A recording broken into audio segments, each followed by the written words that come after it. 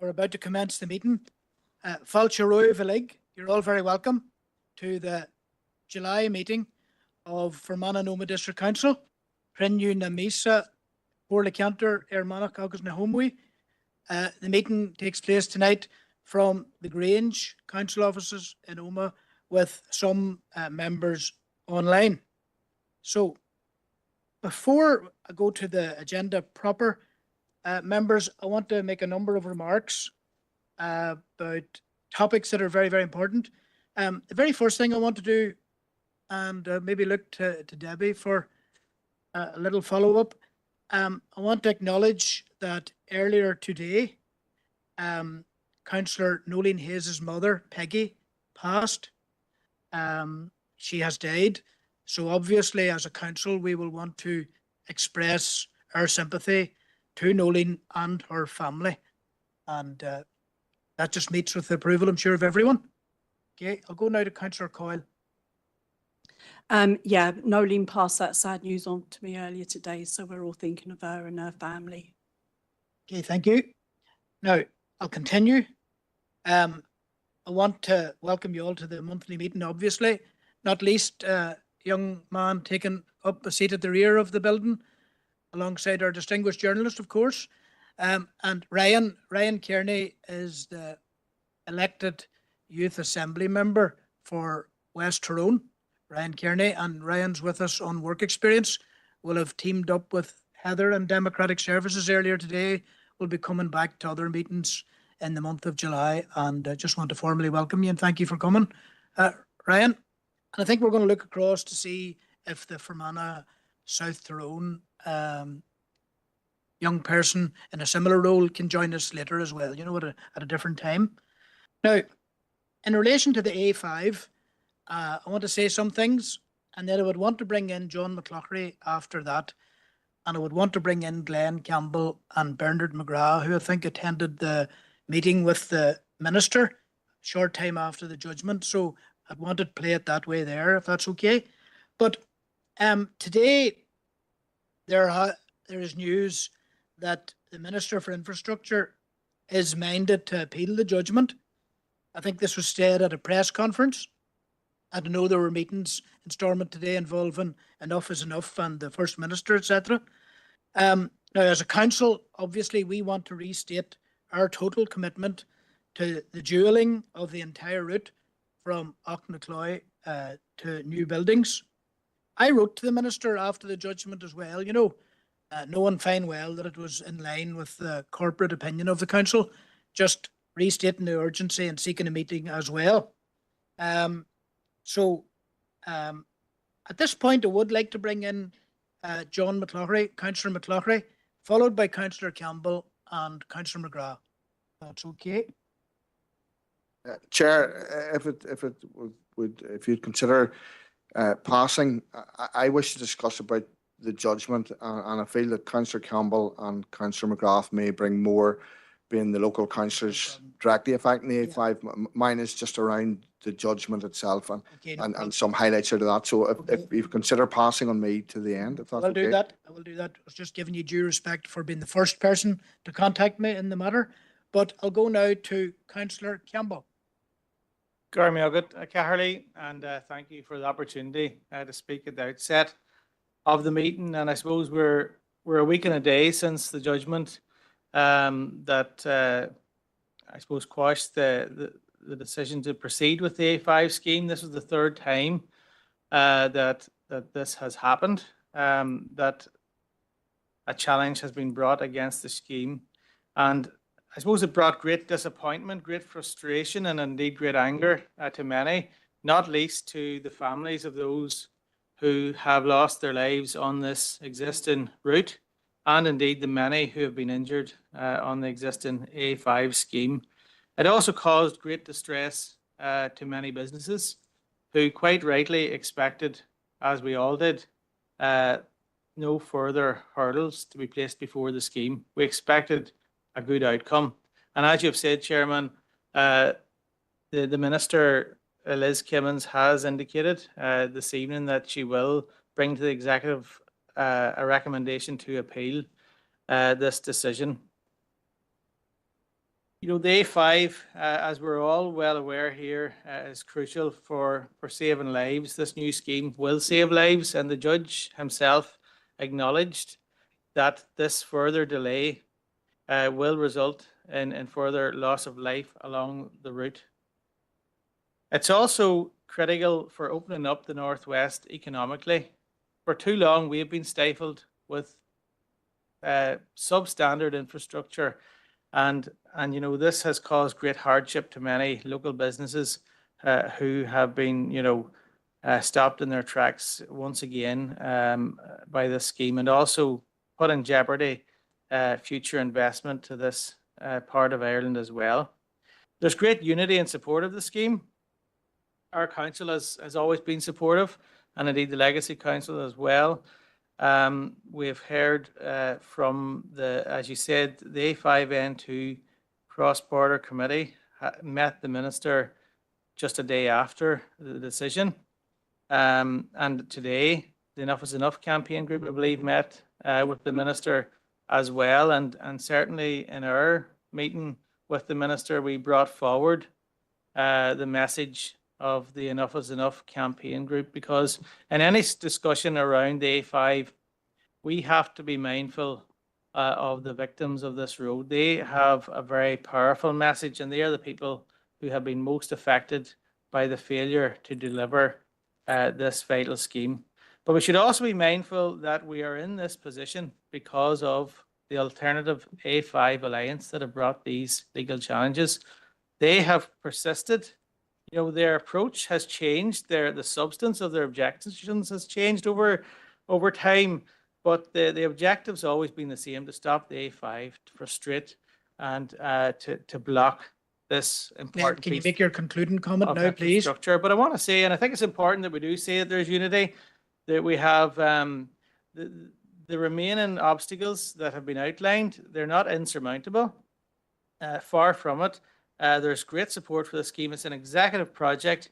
Our council is fully behind it. The A5 Cross-Border Committee had a very productive meeting with the Minister, and I was impressed at her, even less than 24 hours after this decision, I was impressed at her resolve to deliver the A5. And I was also impressed that the First Minister has spoken on behalf of the executive as well. So let us keep focused, Chairman.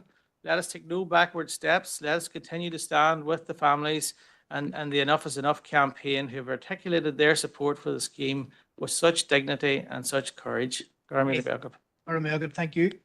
Go now to Councillor McGrath. Thank you, Chair. I just want to agree with everything that Councillor Campbell has said. We did meet the Minister, and on my part, I just wanted to tell her about the latest fatality, Bernadette Cranley, who sadly lost her life just a few miles from where I live.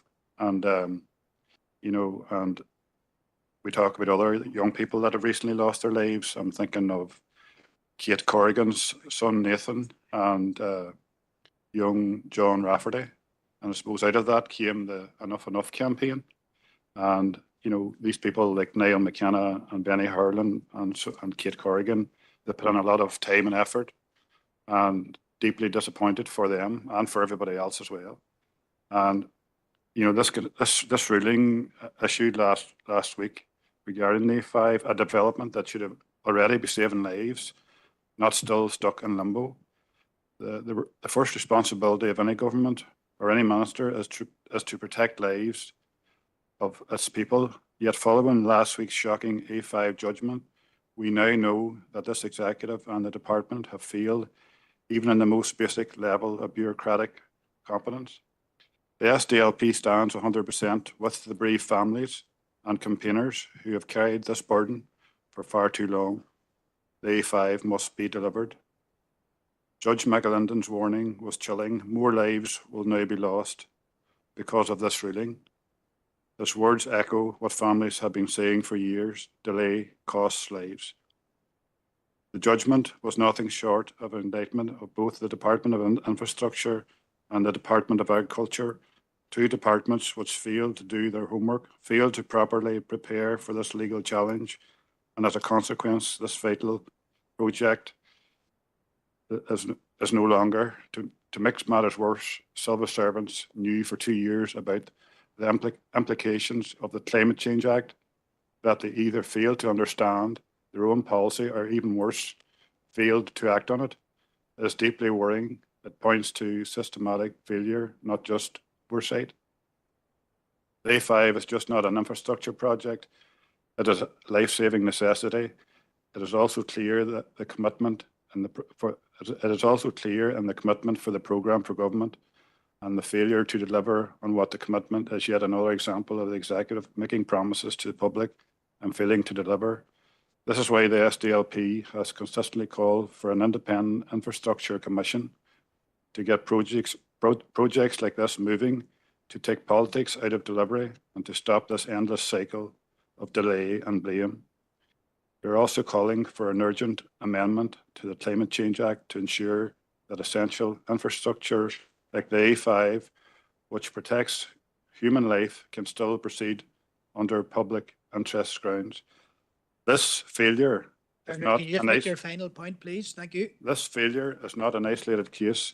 It is systematic of the executive that is not delivering for our communities, even on issues as clear-cut as road safety. Delay costs lives, and this region cannot afford to wait any longer. Thank you, Chair. Thank you, Councillor McGrath. Now, John, I might come back to you later in the meeting, if that's okay, and like an urgent item of business, separating out maybe the 2 points that are being made here. Okay, you'd like to come in now? Okay, I'm going to let you come in now. Yep. Yeah, I have 2 parts. I've gone through the room, and Chair, I have spoken to the Chief Executive briefly about part of what I'm going to raise. You have 3 minutes, like Yeah, everybody so, else, so I will make it brief. Yep. First of all, is the implications of the ruling of the judge in this particular case. Was one of the implications is the evidence around how decisions are made, and the total lack that he felt was presented to him by the Department for Infrastructure. We as a council obviously make important decisions. We have real assessments. We have whether it's Section 75 compliant, and then we also have our Section 45. I'm just confused myself there. And also the Climate Change Act will also probably affect all our council decisions as well. And I'm seeking that we as a council can ensure that we have a robust system, so as we can show that we have evidence that we do, and we probably do, but it's just to show that we have the evidence there, that we have done the checks, that we are compliant with all of those. So that's part one. Part two was the judge stated, and Councillor Campbell Glenn already touched upon it. The judge said that ultimately his decision was going to cost more lives, and I feel that is totally unacceptable, because something has to be done in the interim period. We cannot simply sit back and let what is potentially one of the most dangerous roads in the United Kingdom and Ireland and have people continuing to die at the rate that they're dying on this road. There are many things that can be done. Speed indication devices, static cameras that average your speed along the whole road, extra police patrols in the area, more resources put into that there. And if that's what it takes to save lives, then I don't know how that money cannot be found. It is nowhere near the millions upon millions or billions that this road is going to cost, but it can still save lives in the interim period until such time as a road can be built and sorted out. Thank you, Chair. Okay, thanks very much. So thanks to all 3 councillors who, prior to the agenda kicking in proper, took that opportunity, and I'm glad the patience and discipline of everybody else just to allow that. My final point on this would be that it's my intention in the month of July, when it's appropriate, when there's a bit of space and when there's more clarity, to convene a meeting of the 5 council chairs, mayors in Mid-Ulster, Derry, Strabane, Monaghan, Donegal, and our own council, and chief executives and the chair of the A5N2 committee, just to see what we can do in this space. But I'm about to move on from this item, so thanks very much everybody for that. And then finally for now, I want to draw attention to a pledge that we might consider signing as a council. Perhaps this could be done for individual members prior till the August meeting at the end of July. And it's consistent with the point that you raised with me earlier today, Councillor Barton, So I'd like to come to you after I speak and Councillor Coyle. So there was a workshop in the last couple of weeks in the Silver Birch Hotel, ending violence against women and girls. And it was a workshop where the 5 projects funded through the Change Fund within our council area and the regional organisation support and delivery, they came together. And one of the Nexus representatives present suggested that organisations will want to sign a pledge, specialist training to end violence against women and girls. There's a number of elements to it. 2-hour awareness session, further specialist training for a nominated champion, policy support and resources, visibility and recognition resources. So I think if we as a council, Alison, could look at that and maybe set that up for signing by individual members prior till the August meeting, which takes place at the end of July. It could only be that. So, Rosemary, I'll come to you briefly now, if you don't mind. Thank you. Thank you very much, Mr. Chairman.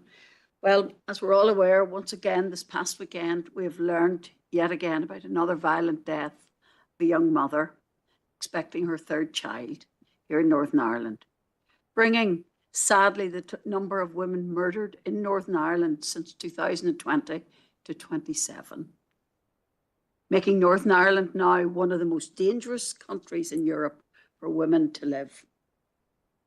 So, on behalf of everyone, I'm sure in this chamber tonight, I would like to express our sincere sympathy to the family of Sarah Montgomery in their time of inconceivable grief. Immediate action must be taken to rid our society of this violence. Early educational programmes and interventions against gender-based violence must be put in place in schools to educate our youth. Clearer and more decisive actions need to be urgently taken by our criminal justice system against the perpetrators of such violence, and greater support and resources for the PSNI to assist with these investigations must also be brought about. Also, let us remember the excellent work at this present time of the organisations such as Nexus and Women's Aid, together with the centres that they provide and the necessary support for women.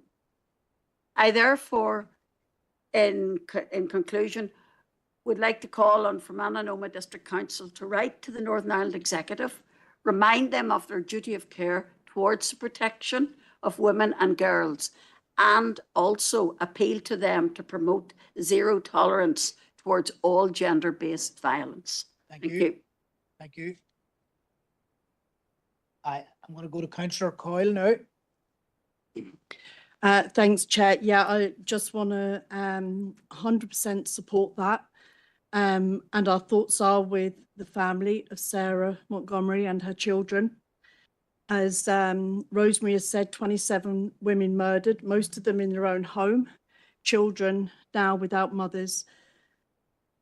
I think the education is really important, but the education is important for, it's not just a women's issue. This is for men and boys to be, we need to educate them as well. They need to take on board even a little bit of banter in from school age. All of it has to be challenged at a very young age, and we need to get into schools. I just want to commend the work that Fermanagh and Omagh Women's Aid do. It's very tough for the staff that have to deal with these issues. And I'll just second Rosemary's proposal. Thank you, Chair. Okay, thank you very much. And just to say, that's the Be the Change toolkit that the Women's Aid have developed in this area, funded by the council. Alison informed me earlier. So thanks very much, members. We're about to move into the agenda proper, and that's agreed, that course of action that was proposed and seconded. Okay, thank you. Now, we go now to part 1 of the agenda, apologies. So I'll go to Councillor Coyle straight away. Councillor Nolene Hayes and possibly Declan McArdle. Okay, thank you. And I go now to Councillor Warrington.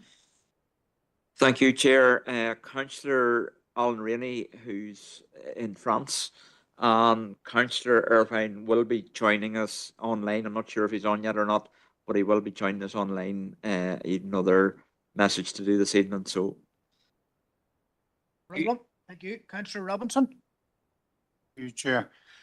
Councillor Thompson, apology for him. Councillor Elliott's to join us online. I think Councillor Hawke's online at the minute, Yep. but Councillor Hawke's will be leaving early, and Councillor Mochan and myself will be leaving early too. Right. Okay. Thank you, Paul, for that.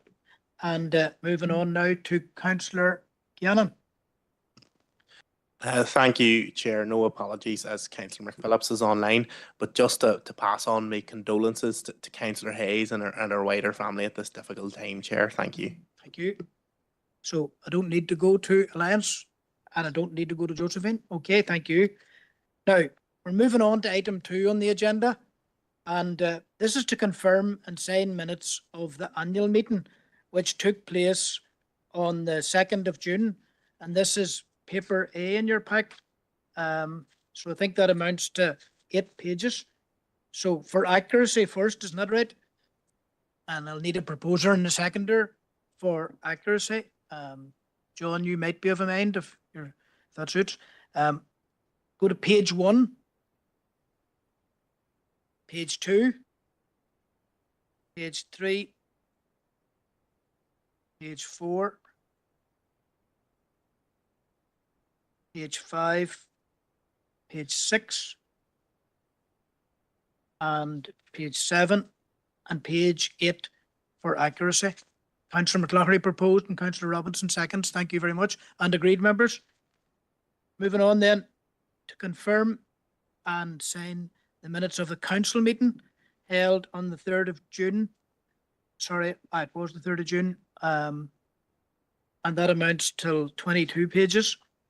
For accuracy again, so page 1, page 2, page 3, page 4, 5, 6, 7, 8, page 9, page 10, 11, 12, 13 and 14, page 15, page 16 and 17, 18 and 19. Okay. Councillor McLaughlin.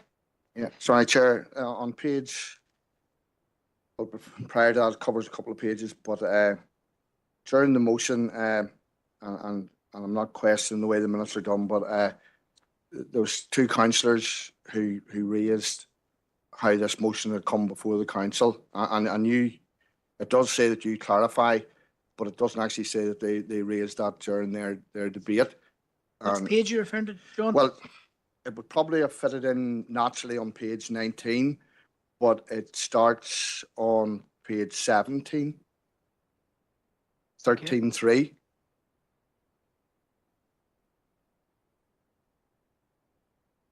Have you a proposal for an amendment, Councillor McLaughlin? Yeah, I would propose it be amended that 2 councillors raised during their discussion around this motion, whether it was suitable to be heard by this council and how it came before the council. Yeah, and you did explain part of that then, but okay. Your answers in. Okay.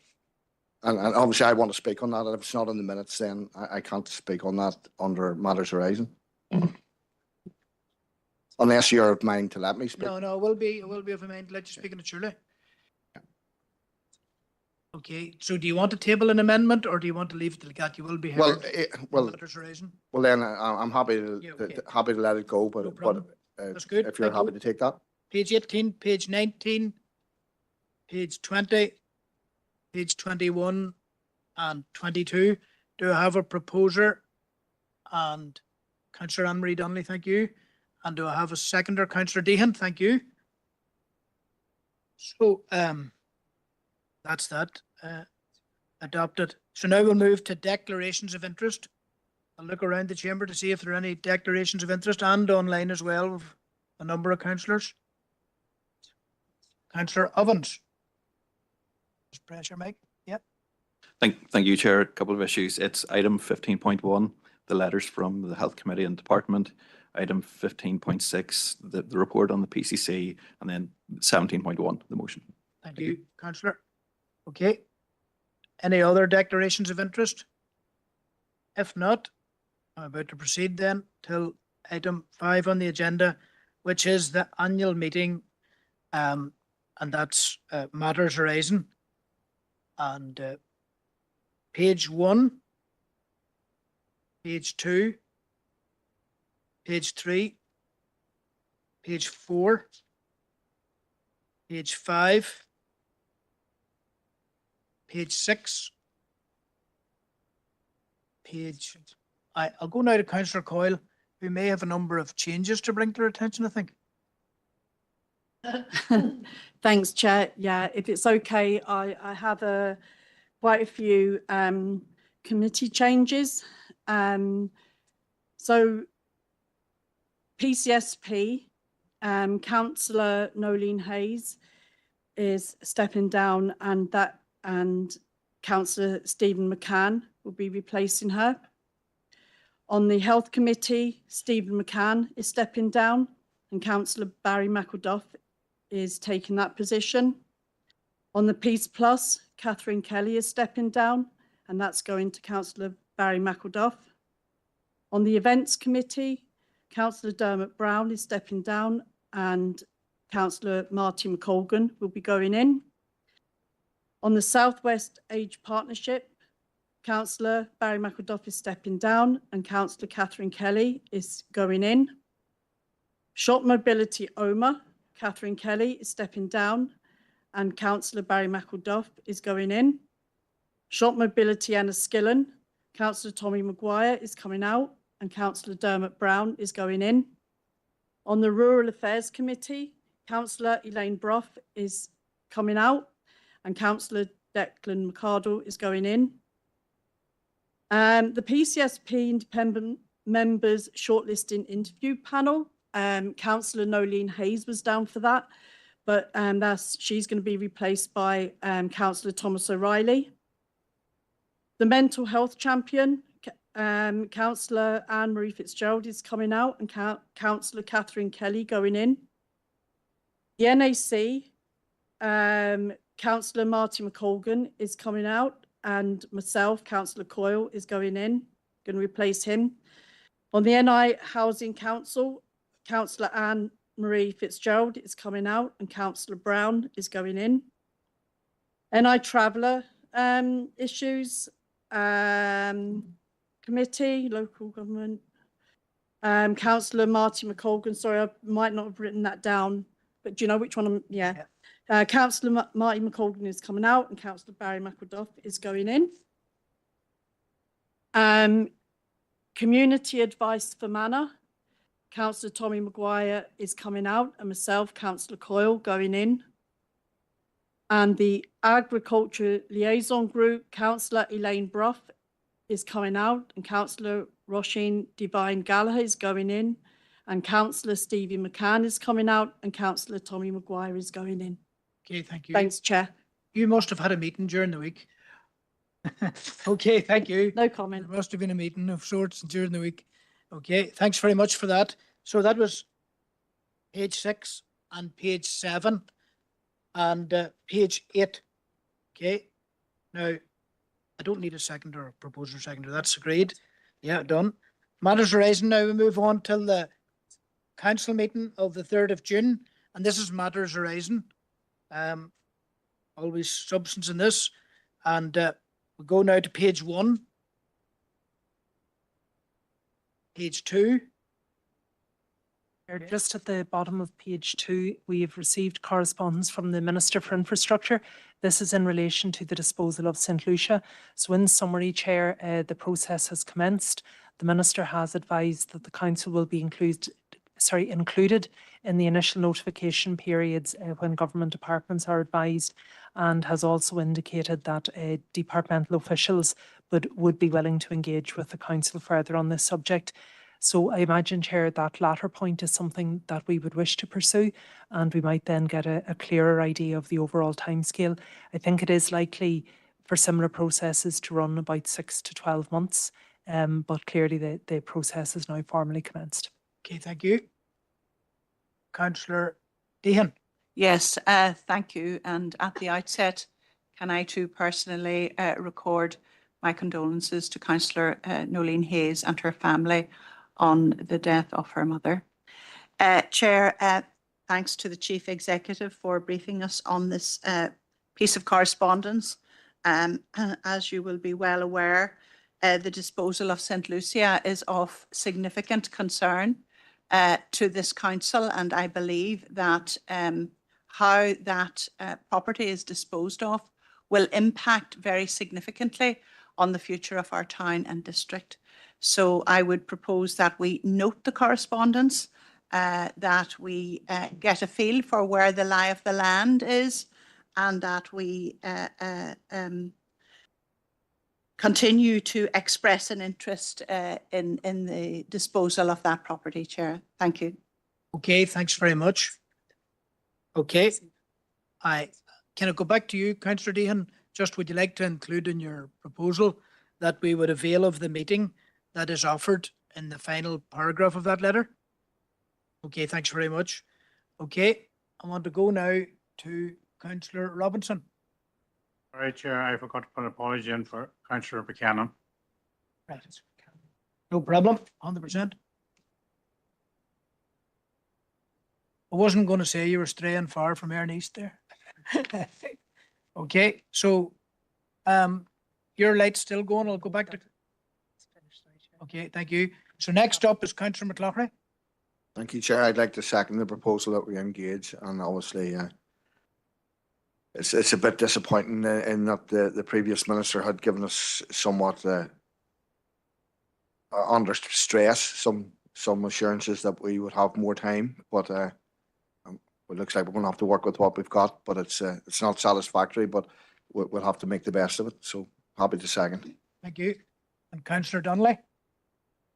Yeah, no, likewise, Chair, I was just going to come in a second. Obviously, I mean, these circumstances aren't ideal, but hopefully with engagement going forward, we'll be able to get to a better position where we'll be able to see the steps put in place where we can actually see the development of the site in the future. But yeah, just putting that on record. Okay, thanks very much.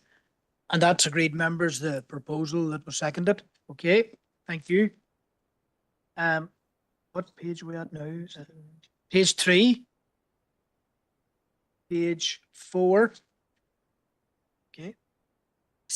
Thank you, Chair. Just on page 4, in your other correspondence folder, members, we have a response from the Agriculture Minister. This is in relation to our request that either he or departmental officials meet with the Council in relation to the proposed ammonia strategy and the revised operational protocol.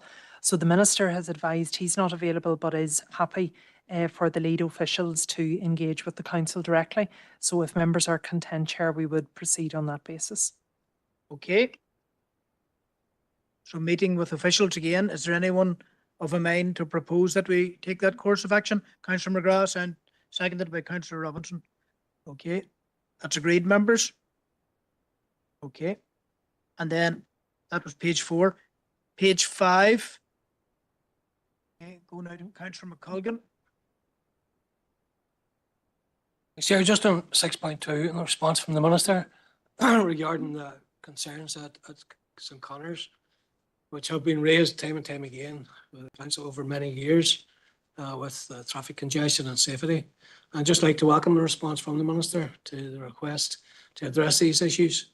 And delighted that she has committed to consulting with the school and local residents, and the promise that feedback will, from the consultation, will be taken into account as part of any new measures to address the issue. So just welcome that, Chair. Okay, thank you. So you propose the noting of the correspondence? Okay, thank you. Councillor Deehan. Yes, thank you, Chair, and I will second the noting of the correspondence, and I welcome that Minister Kimmins has responded so quickly, and also that she has expressed her willingness to engage in the legislative process regarding this issue, and it's to be welcomed. To me, Chair, it sounds like it may well be a long drawn out process. And you know, Chair, I had the thought earlier when you and other members raised the issue of the A5 and how it has for the third time been blocked owing to what I regard as procedural considerations. And Chair, the irony is that, you know, if we request double yellow lines outside a primary school where parking is so scarce and where lives are endangered, that this takes legislation. It's just a parking restriction. It takes legislation and public consultation. You know, to my mind, that is really, it's red tape gone mad. And, you know, I sincerely hope that the outcome of this consultation and the resulting legislation will prove favourable. And let's hope that the decision can proceed more rapidly than that of the A5, which is so critical to so many aspects of life in our district council area. So happy to second the noting of the correspondence, Chair. Thank you. Okay, thanks very much. And can I just add that personally, I think this is the single biggest traffic flow bottleneck in Omagh. I think everybody would agree, councillors who might drive out the Brookmount Road even to access the A32, you know, you'll know that on a daily basis for most of the year, it's the biggest single traffic flow bottleneck in the town of Omagh. And then there's some short-term measures here that are necessary, and hopefully we're moving towards a solution there. And B, then there's the longer-term solution. And the council has been offering to the education authorities to be a very willing partner in solving that problem on a long-term basis. The parking at St Connor's Primary School in the Lammy area of the Brookmount Road. I agree with Councillor Deegan, system works too slow. And my previous experience of lobbying in a matter like this was Brook Street in the town of Omagh, where that became a one-way system to facilitate safety between two sites of the Holy Family Primary School. So that one was resolved, and it's high time that St Connor's was resolved as well, that issue. Okay, thank you very much. Members will agree to the course of action there in the noting. So that's agreed. Page 5. Yes, Chair, just at the bottom of page 5, we have correspondence from the Electoral Office, which was in relation to the Council's concerns around the ID card, but also seeking clarification regarding the kiosks and if any assistance can be provided in actually tracking the utilisation of those. Thank you. Councillor O'Reilly. Thank you, Chair. And can I first of all say how pleasing it was to see you officiating at the movement of the kiosks to a new location, even though we're told here that it is very low uptake, but I think it's still important to provide that service locally. I'm disappointed in the reply from David Marshall, Chair, in that he didn't answer my question. I'm just seeking clarification from the Chief Executive that, you know, we are not looking at two different correspondence here, that the question of young people or anyone, if they have another form of photographic ID, then cannot get an electoral identity card. And that hasn't been addressed whatsoever. So I'm just checking to see, have we two sets of communication? Sorry, Chair, I should have clarified. Councillor O'Reilly's correct. So the letter that's attached, the response that's attached to this item related to our May Council meeting, the electoral ID card has not, we have issued that correspondence, but a response has not yet been forthcoming. I was just checking that, Chair. Thank you. Just to check with you, Thomas, the Owen Killew Centre in Gorton is the host for one of the kiosks. The others in Lisnaskey, is that right? Or it's moved to the Bonacre. Sorry, it's moved to the Bonacre. Okay. So it's now the two kiosks in our council area are in Owen Killew Community Centre and at the Bonacre then. Okay. Thank you.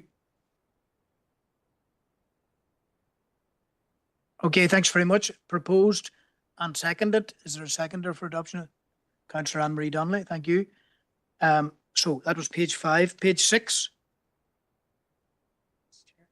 Okay. Chair, just at the bottom of page 6 and also the top of page 7, we have responses from DFI. Again, they're both in your other folder. The first is in relation to the queries around Old Creamery Road and the Chummery Road junction. So really the Divisional Roads Manager just sets out the general arrangements, but also does advise that the give way road hatchings are due for replenishment. And then the roads roundabout maintenance and markings is that just at the top of page 7, Chair, that resolution. And again, Divisional Roads Managers responded on that and notes the work that's underway, particularly in Enniskillen, with Enniskillen bid regarding sponsorship. Okay. Look to any members for comment, and if not, we'll just note the correspondence. Okay. Councillor O'Reilly. Happy to propose the noting of the correspondence. And if you could give me a little leeway, Chair. We referenced earlier about how long it takes to get anything done when you mentioned the bottleneck in Oma and all of the rest of it. A number of years ago, a disabled parking space was lined out outside of the community centre in Newton Butler, but they never dropped the curb to the inside. So that over the years has necessitated people with a disability having to get out into the flow of traffic from their vehicle, negotiate against the flow of traffic down the street to find a suitable place to access the footpath and the community centre. And likewise on the return journey, oftentimes, Chair, in inclement weather and in darkness, which I'm sure everybody will agree is a health and safety issue. And despite numerous attempts to get this rectified, Chair, stonewalling probably is the best description. Will do, might happen, but the reality, Chair, it hasn't happened. So I'm asking, Chair, proposing that the council would write to try and reinforce a health and safety issue for the residents of Newton Butler who have disability access issues, and that they may be treated fairly and equitably as anyone else. Okay, thank you. There's a proposal there. Okay, going now to Councillor McCloughy.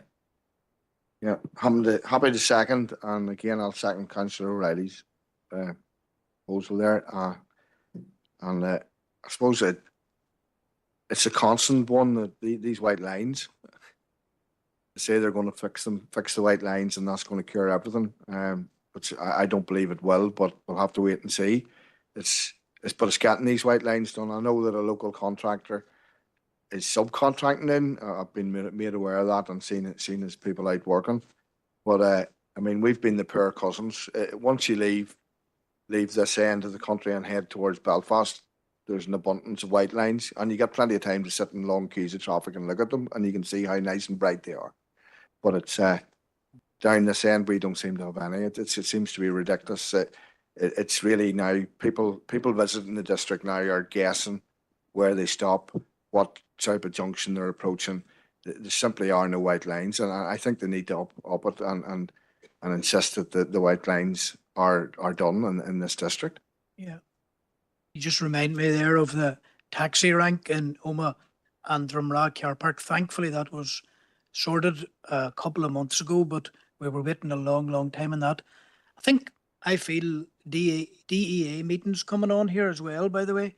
Maybe just seek clarity from Alison as to when we meet with DFI roads on a DEA level, to collator issues like that. John, if you have specifics. So Alison, have you anything to say about that? Yeah, Chair, normally we would be meeting in the autumn, which typically is normally October, and we would schedule the DEA meetings in a fortnight or so before that to allow for members to meet and also for the actions to be drawn up. We can just maybe check the logistics of that, Chair, if there is a date that works with DFI, and we can get those scheduled. Okay, and then another related issue is some time ago, I think it was a gentleman within DFA called Colin Woods, is that right? And it was him that made a pledge to us that if we have issues with communication with DFA, that he would meet with us as a senior departmental official, and he would meet with us to reset the relationship with DFI Roads. So I'm proposing that we avail of that opportunity and seek to pin down that meeting with that senior official. He might be at assistant secretary level in DFI. He made that pledge to us in the presence of the then Minister John O'Dowd. So I'm happy to make that proposal if anybody would like to second it, that we follow. Okay, Councillor Riley. Go now to Councillor Green. Thank you, Chair. I would be in support of that as well. I suppose there's been a few issues brought up in relation to OMA and parking and that, and I could speak here for the next 3 hours about issues in my young DA of Aaron East, but there's one particular one that I think is an overarching one. There's a mini roundabout in Listaskey, and there has been numerous accidents at it over the years. And I proposed, must be 7, 8 years ago, that the only solution till it was, because what's happening is the central part of it is white, but as lorries drive over it, because it's that small, the rubber of their tyres come off and it's black, the same colour as the road. And even if they renew it, within 2 weeks, it's black again. And my proposal was that, because people's driving up and down the street and they don't even know there's a roundabout there, and that's what causes the accidents. So my proposal at the time was, and I'll make it again, and maybe we would write to DFI Road Service to see would there be any new thinking on this, would be to put a strip of that red paint as you come up to the roundabout, maybe 5 yards from every road leading into the roundabout, so that people, at least when they're driving along, will realise that they're coming into a roundabout. I think it's the only way to actually warn people that there's something happening, because there's been so many accidents at that.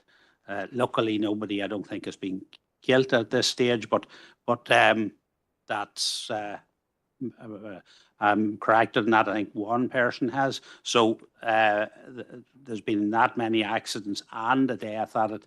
I think something seriously needs to be done with it. So I think I would propose that we write to DFI Road Service again and ask them to take a serious look at that mini roundabout in Listaskey. Thank you, Councillor. And Councillor Anthony Feely has indicated that he would second that proposal. Proposals that are before us, then, members, are agreed. Okay, thank you. Now, what page we at? I wasn't aware. Page 7. If you could, Alison, address item 6.1, please. Just all I want here is a provision of clarity. I don't want to open this up. I just want clarity from the Chief Executive regarding item 6.1. Okay, Chair. So this related to the comments at last month's meeting in relation to the underhand decision making about the household recycling centres. So I appreciate, Chair, I understand the Director has also communicated this out to members, but in summary, one report which was taken in October 2024 was exempt from publication at that point, as it related to information as part of the estimates process. That was ratified in November, was included in the subsequent estimates discussions. No concerns at any point were raised, and that report was then reported in open business subsequently. All following reports have all been done in open business at all times. Okay. Now, at this section of the meeting, I just want that for clarity, and I'm about to move on. Page 8. Page 9. Page 10. Okay, page 10. Chair, I just want to draw members' attention. This is in relation to the Department for the Economy, the review of mineral prospecting licence legislation. We have now received the legal opinion. It was received late yesterday evening. Chair, as that is a legal opinion and subject to legal privilege, I would propose that that's dealt with in part 2 of the meeting in committee. Okay, thank you. Councillor Deehan. Yes, thank you, Chair. Yes, well, I'm happy to defer my comments until part 2 of the meeting, Chair. Thank you. So I think that's agreed, members. I don't need a proposer and seconder. No. Okay, we'll just keep moving then. Page 10, still on page 10. That ICLRD research update's a very important thing, Do you want to speak on that briefly? No, Chair, it is an important piece of work, and just to remind members, the briefing is this Thursday at 3 p.m. via WebEx. Okay. Thank you. Thank you. So members are well reminded about that. And then page 11. It's page 11, Chair, item 10.2, just to note, we were unable, unfortunately, for the logistics to work for either Councillor Hawkes or Councillor Crawford to attend the Somme commemorations this year. The feedback that we've received is that really all the councils who were going was in individuals and there were no organised trips. So the proposal, Chair, would be that next year we would engage earlier with the Somme Association and potentially leave those nominations then live for next year instead. Okay. I think I'll take a proposer and a seconder for that. Councillor Robinson proposes and Councillor Evans seconds. Thank you very much. Okay, and that's agreed, members. Page 11, page 12, page 13, page 14, page 14. Chair, just page 14 in relation to the motion on rural parliaments. So to advise members, we have received correspondence from the Minister. Now, we had written to the Executive Office and the Minister for Agriculture was then tasked with issuing the response. There were a number of elements to our correspondence, Chair, and I think really the response we have is more around the future rural policy rather than the substance of the motion. Okay, going now to Councillor Green. I wasn't sure what way to take the letter. It was hard to know whether he was in favour of progressing it or whether he was going to put it out to consultation. Now, the proposal was that the executive or whichever department would help fund it and help partner. At no stage would my intention of the motion being that they would lead it, because then it wouldn't be a grassroots rural based parliament, which is what we want. Now, if he's saying that that's a possibility that in a consultation and with solace, I presume it's yourself, Alison, that's on that. Did you want to? Chair, I'll maybe just clarify. No, so it's actually Jill is on from a Solus perspective, but no, Chair, I think it's important to clarify. I have not heard any reference to rural parliaments in any of the department's considerations. It's the more the wider reaching proposed new rural policy network, or sorry, rural policy programme for Northern Ireland, of which there are 3 strands, and engaged communities, for example, is one of them.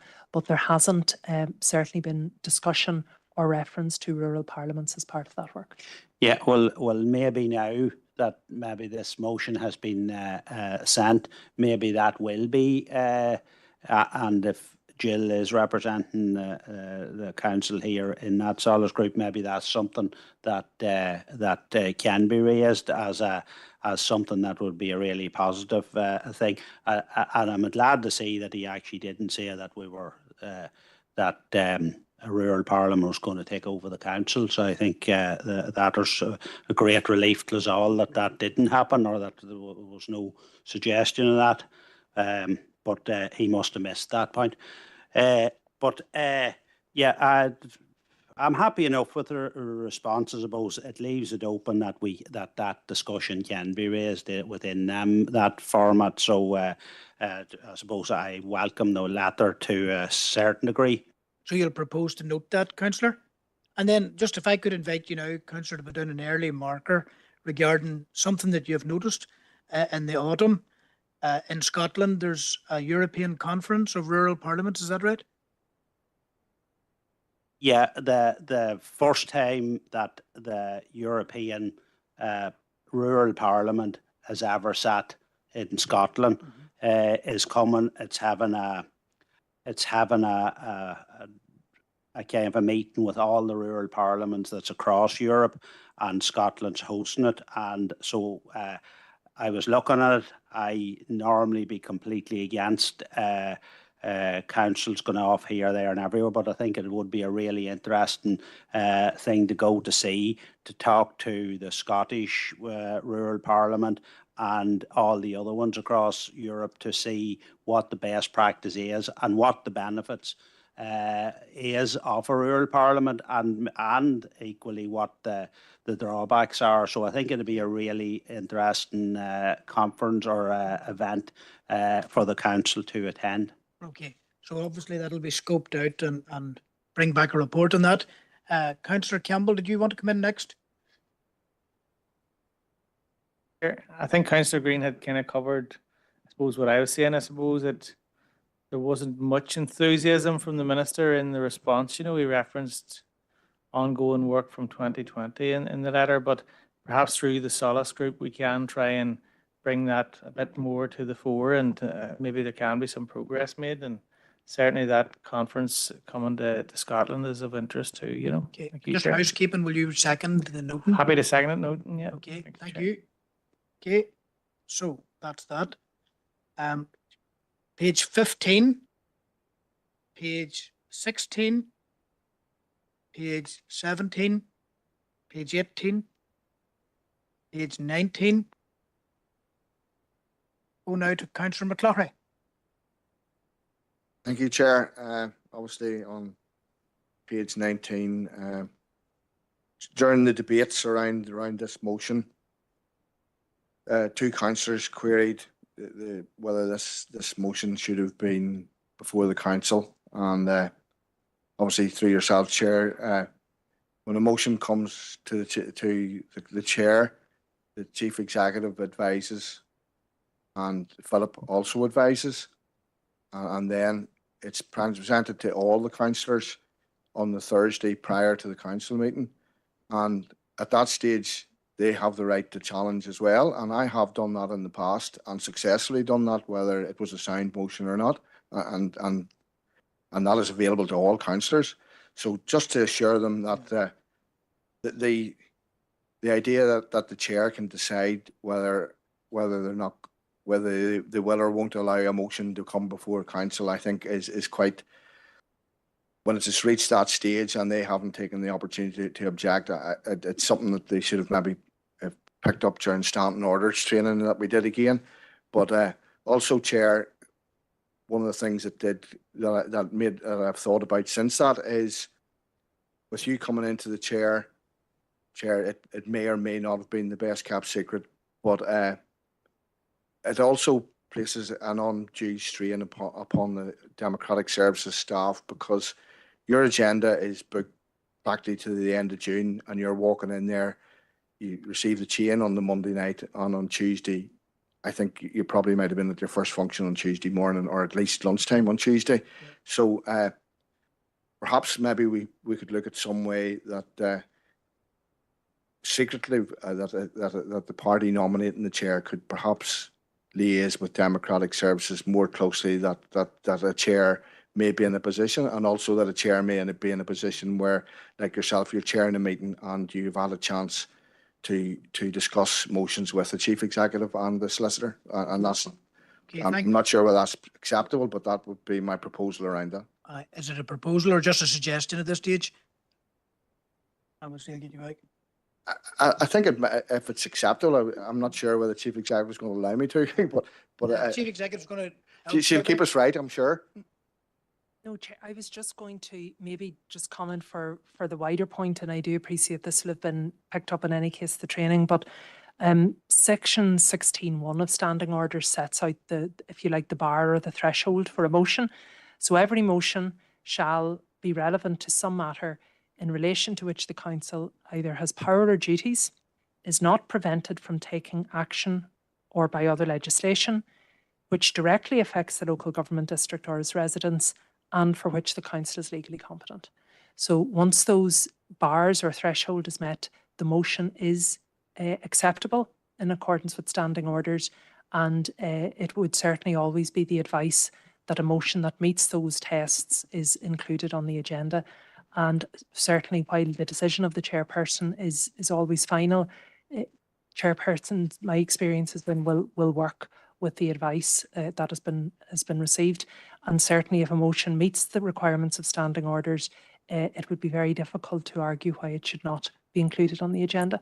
In terms of the handover arrangements, literally until the new chair signs the declaration of office, it is the responsibility of the outgoing chair to handle the agenda and the acceptance or otherwise. And there is always time afforded for a briefing, but certainly the agenda has to be agreed a number of days in advance before it issues.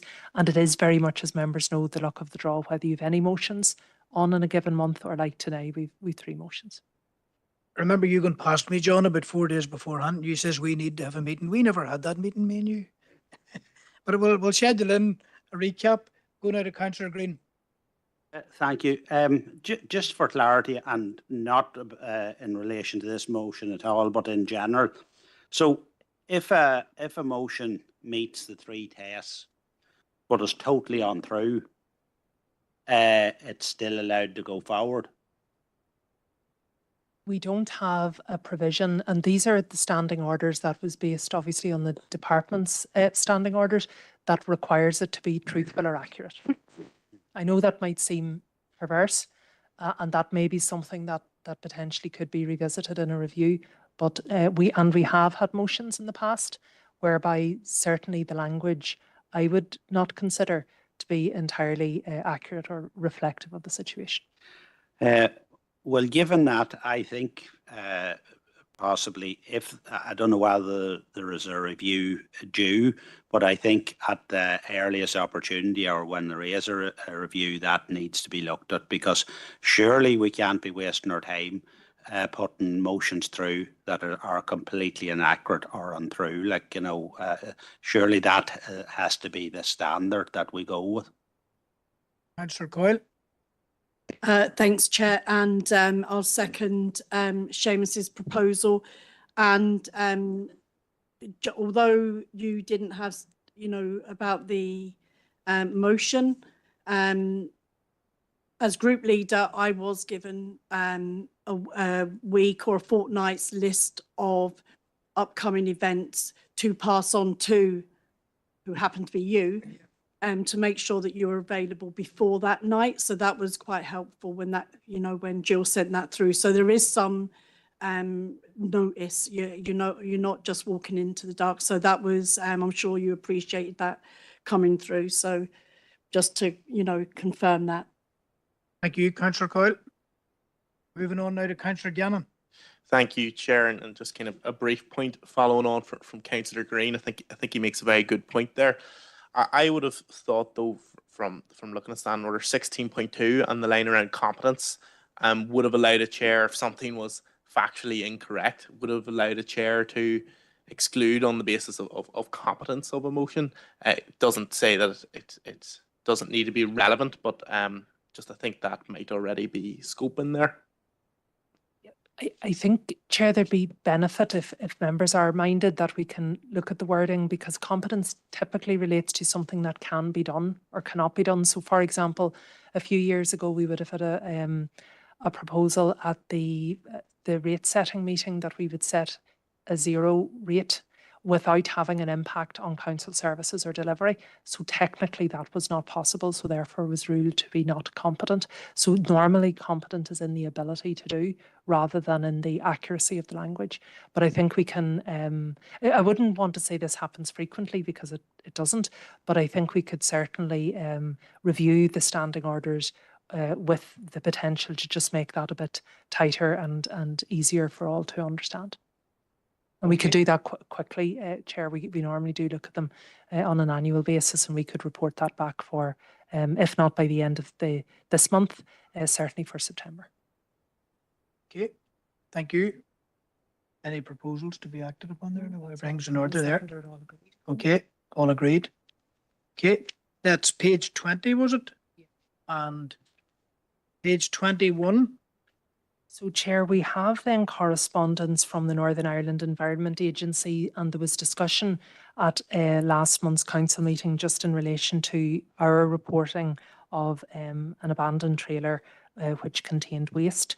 And we were satisfied of our notification and the associated procedures. We were concerned about the timeliness with which NIEA responded, and the correspondence before you is the various letters from both the council and from the chief executive in NIEA. So just would be recommending it's noted.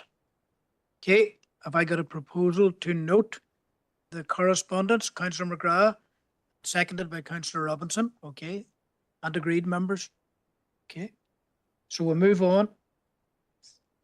That concludes that. Item 6, isn't that right? So we move on now to confirm the minutes of the Planning Committee held on the 21st of May. And again, this is accuracy only as we proceed through the 21 pages initially.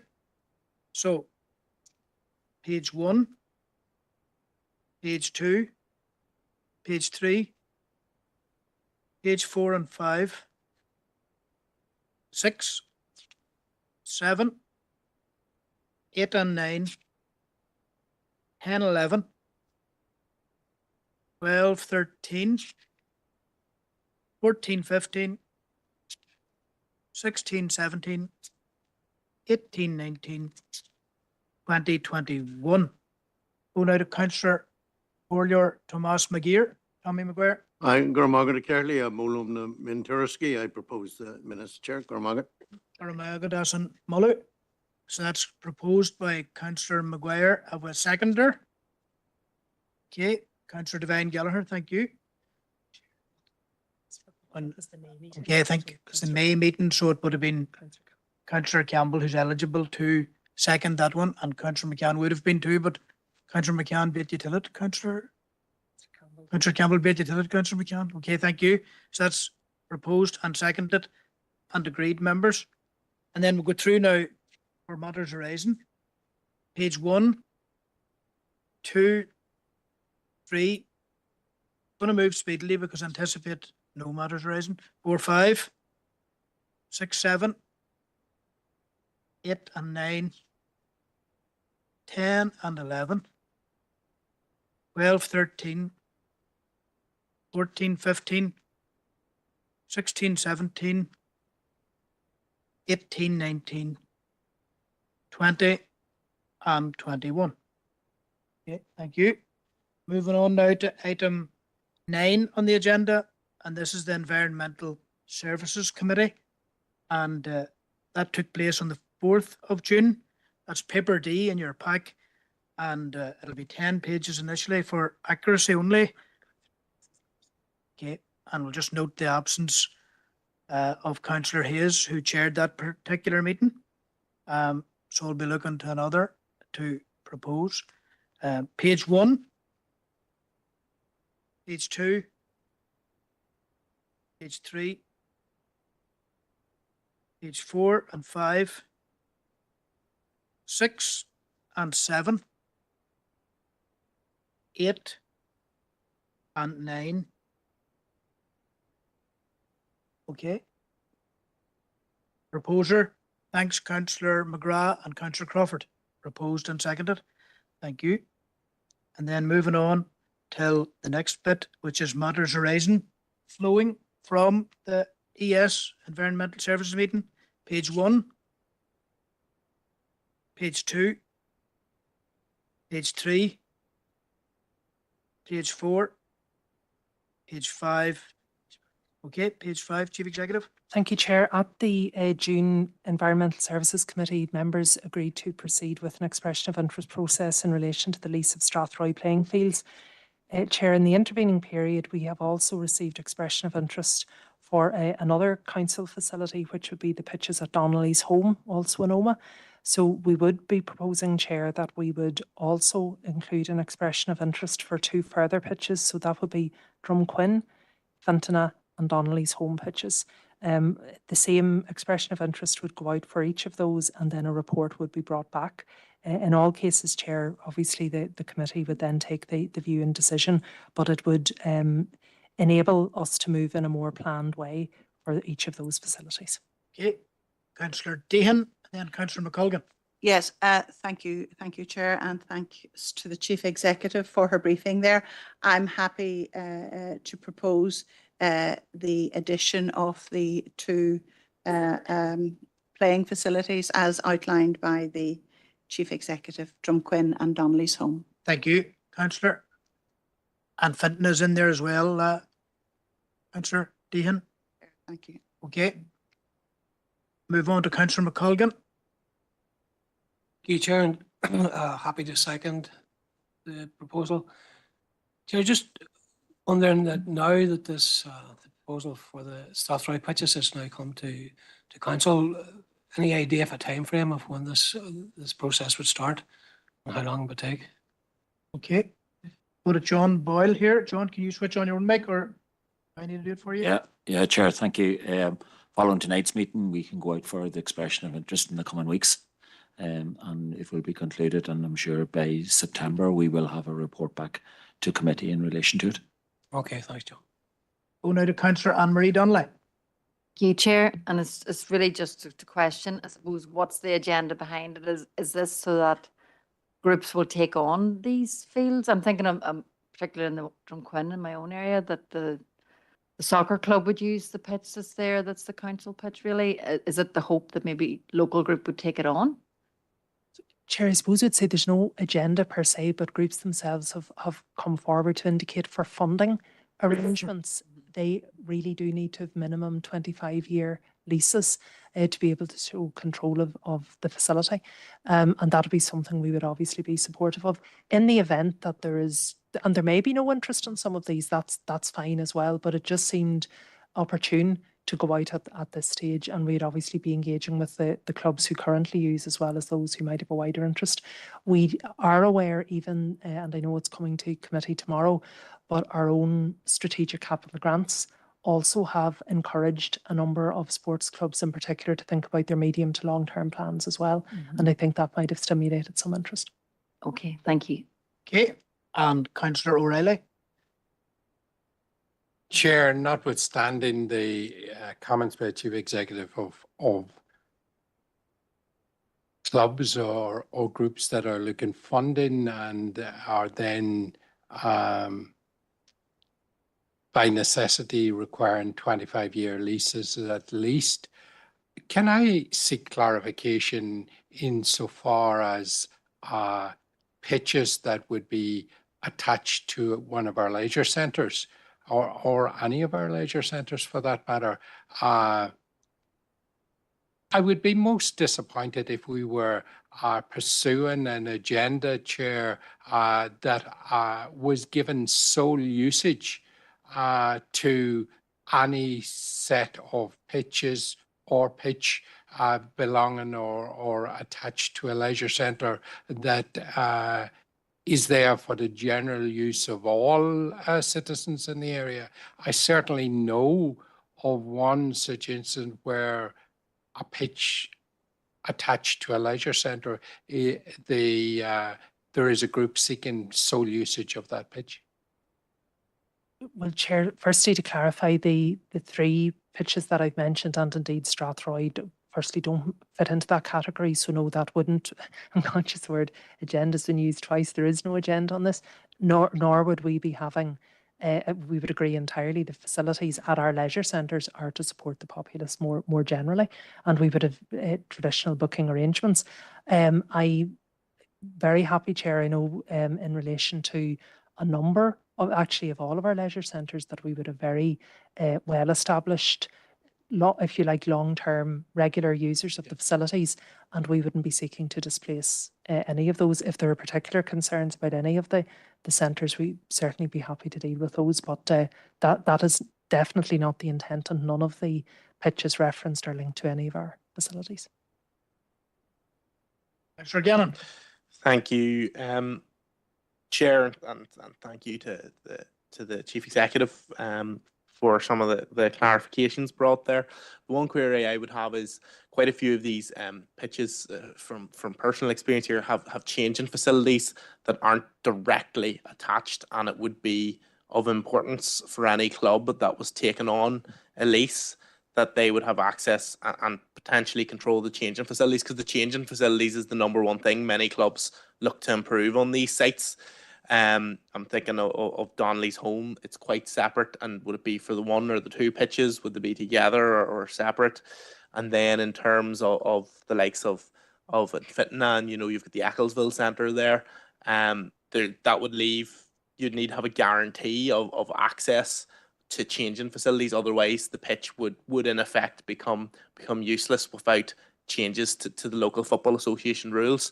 So it's just a few points there that need to be considered, and as well as that, kind of a point that has been made is that the chief executive said is that if there's any long-term users of a site or that have used it for a long time, that in any expression of interest for it, if another group was to come forward, that there be some provision in place, including pitches like let's say Ecclesville that can be booked. I believe that grass pitch can be booked by anyone. That can still be maintained in some shape or form, whether that's going to the council to book it or to the group that takes on the lease. So, Chair, just in terms of some of the practicalities there, I suppose the purpose of the expression of interest process would actually be to see what the interest is and what the proposals are. And where we have, such as Donnelly's Home, where we'd have 2 pitches, would the interest be in 2 or 1 pitch? In terms of the changing facilities, yes, that would also be a consideration. Albeit I do know, particularly even in relation, for example, to the Strathroy proposal, that one of the thoughts is actually around upgrading, and the club are fairly satisfied they would have access to potential funding sources that wouldn't be available to us as a council. And yes, displacement, I suppose, to use the term, where you would have users already, what would happen if they are not included? That would also have to be part of the consideration and process. In terms of the duration, that would also be something that we may test this and there might be no interest there at all. So that's why I suppose we would leave the process to be quite inclusive and an opportunity for clubs to come forward. I am mindful, for example, in Fintona, and we did work very closely with Fintona Swifts, that a few years ago they had asked to be released from a lease arrangement because they actually find it more convenient for their purposes to work on normal booking arrangements, and that could easily still be the scenario there going forward. So this is just to see what's there, what the options are, and it might be we're coming back to you with the exception of the certainly Strathroy that we know there is a firm interest in. Everything else may continue as is. Okay, thank you. And we'll have a proposal and seconder. Before we adopt that, we'll go to Councillor McCloughy.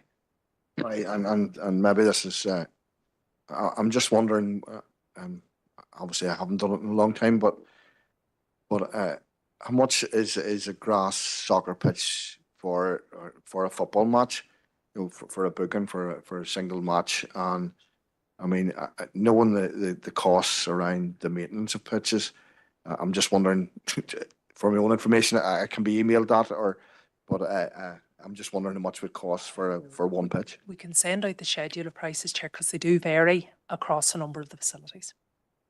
Okay. I think you should declare your interest, John, as a rugby man here. And you're a great rugby man. You have a maintenance responsibility too sometimes. Okay. So we're about to move on. I think we're at page 6. We're at page 7. We're at page 8 and 9 and 10. Okay, so that is dealt with, dispensed. And we'll move on now till item number 11 on your agenda, to confirm the minutes of the R&C Committee, the Regeneration and Community Committee. That's Tuesday, the 10th of June, and it amounts to 9 pages. So this is for accuracy. Page 1, page 2, page 3, page 4, page 5. Okay. Just on accuracy on page 5, it's actually your own recommendation there midway down the page, seconded by Councillor Rainey. It's just that we had previously written to the department to clarify the successor arrangements for the Rural Development Programme, and actually the response is on policy and resources tomorrow evening. So we'd be recommending adoption without that recommendation, please. Okay, thank you. Page 5, page 6, page 7, page 8, page 9. So we're going to adopt these without that reference as highlighted by the Chief Executive. Do I have a proposer and a seconder for, thank you, Councillor Devine Gallagher proposes. And is there a seconder then for that adoption? Councillor McColgan, thank you. And agreed, members. Then matters arising, page 1, page 2, page 3, page 4, page 5, page 6, page 7, page 8, and page 9. So that's go now to Councillor Warrington. Thank you, Chair. Well, obviously, it's reversing one to page 8. I had obviously highlighted fireworks again at that meeting, and it was seconded that an appropriate junction report would be presented at a future RNC committee meeting. Certainly, having read the RNC committee meeting for tomorrow night, there is no mention of anything on it. I realise this issue is time bound, and you know, if it goes on now to July or to September, we will be getting the same information as we get every year. It's too late to start organising anything at that stage. Can I refer you just to page 7 there, Victor, Councillor Warrington, the bottom of page 7, the 2 paragraphs, you know, just the bottom end of the second last paragraph, and then the one after that. The director advised that in accordance with standing orders, it would be September before any new decision could be taken in relation to the matter. And then there's other information there as well. Chief Executive, do you want to reply? No, Chair, just as you've said, another decision on the same matter can't be taken within 6 months. So the soonest that can be brought to you is September, and that was advised at the Regeneration and Community Committee. Okay. The problem I would see it, September, we will be told that it's too late to propose, that the timing will not be on our side at that stage. And I see no reason why a report, if we want to start playing silly beggars with it, why a report can't be brought back then to the council meeting at the end of this month. That'll be all but a matter of a few days from that 6-month period. Can I just say, Victor, I don't think that's appropriate till again make insinuations that people are playing silly beggars. I mean, you're dealing with professional Sorry, advice Chair, I based on didn't. So I'm going to have to go to the Chief Executive now. Thank you. No, Chair, we're adhering to standing orders. The report will come in September. And I think it is important here, and it is referenced in the minutes. The matter was considered by the Council through the appropriate structures. Additional provision was made. It was considered at the Event Strategy Working Group, again at Regeneration and Community, and the Council resolved not to do the events. If you wish to reconsider those, that's fine, but it'll be September before you do so. Okay. Well, can I seek reassurance then, if we bring this up again at the start of September, that we're going to be able to proceed if we do put a proposal and it is carried, that we are going to be in time to be able to set up an event in both Enniskillen and Omagh. Okay. I'm going to move now to Councillor Evans. Can I not get an answer to that, Chair? No. We can in due course, you know, but I'm chairing the meeting and I'm going now to Councillor Evans, and in due course you will get that question addressed, although I personally think it has already been addressed. Councillor Evans. Thank you, Chair, and it's on the same matter. Can I get clarification, because I listened in actually, well, at a later date, I listened into that committee that Councillor Warrington's talking about, and the director at that stage made a number of claims that weren't familiar to me. So can I get clarity on exactly when and what proposal has been made within the last 6 months? Because I appreciate and I'm conscious that sometimes things are through out there that, oh, well, this was raised within the estimates process and that's within the last 6 months, so it can't be done. I don't recall this issue being raised within the estimates process. I raised it last year, and every request for information from me, both in writing and verbal, was ignored. So I didn't raise it this year because there's no point raising it during the estimates process this year. So specifically, when did we have a proposal to either fund or not fund the Halloween or the Halloween fireworks this year? Because I'm not aware of one. And it needs to be more than just a vague reference to, well, this was considered as part of the estimates process. It wasn't. I went to those briefings. I listened in, I participated in the estimates debate. This issue was not debated. Okay, thank you. Councillor Green. Yeah, I'm just stunned by that last contribution. This is the party and the councillor that has been talking for, he says, the last year or two about this, but he never raised it at the estimates meeting. He never raised it at the committee meeting. His party never raised it. He can't see any sign of it. surely, if he was that worried about it, he would have raised it. He would have made a proposal on it instead of coming again, the same as he did last year at this late stage and trying to let on, you know, that something on their hand, as he said the last night, has taken place. It's outrageous stuff. He didn't make a proposal. It was up to him to do it. Okay, I need to go to the Chief Executive now. Thank you. Well, Chair, I'll just maybe respond to Councillor Warrington's comments firstly. So I think the regeneration community is busy on the 9th of September, if I remember correctly. So certainly the report it'll come there. In terms of the logistics and the arrangements for that, I don't have that information to hand. Do I think it's feasible to arrange within a short period of time and tendering and other requirements? I think it will be challenging, but I don't have the details there. In relation, it is just factually, again, incorrect, Chair, to say that we clearly worked through the estimates process. We advised the events that provision for funding had been made.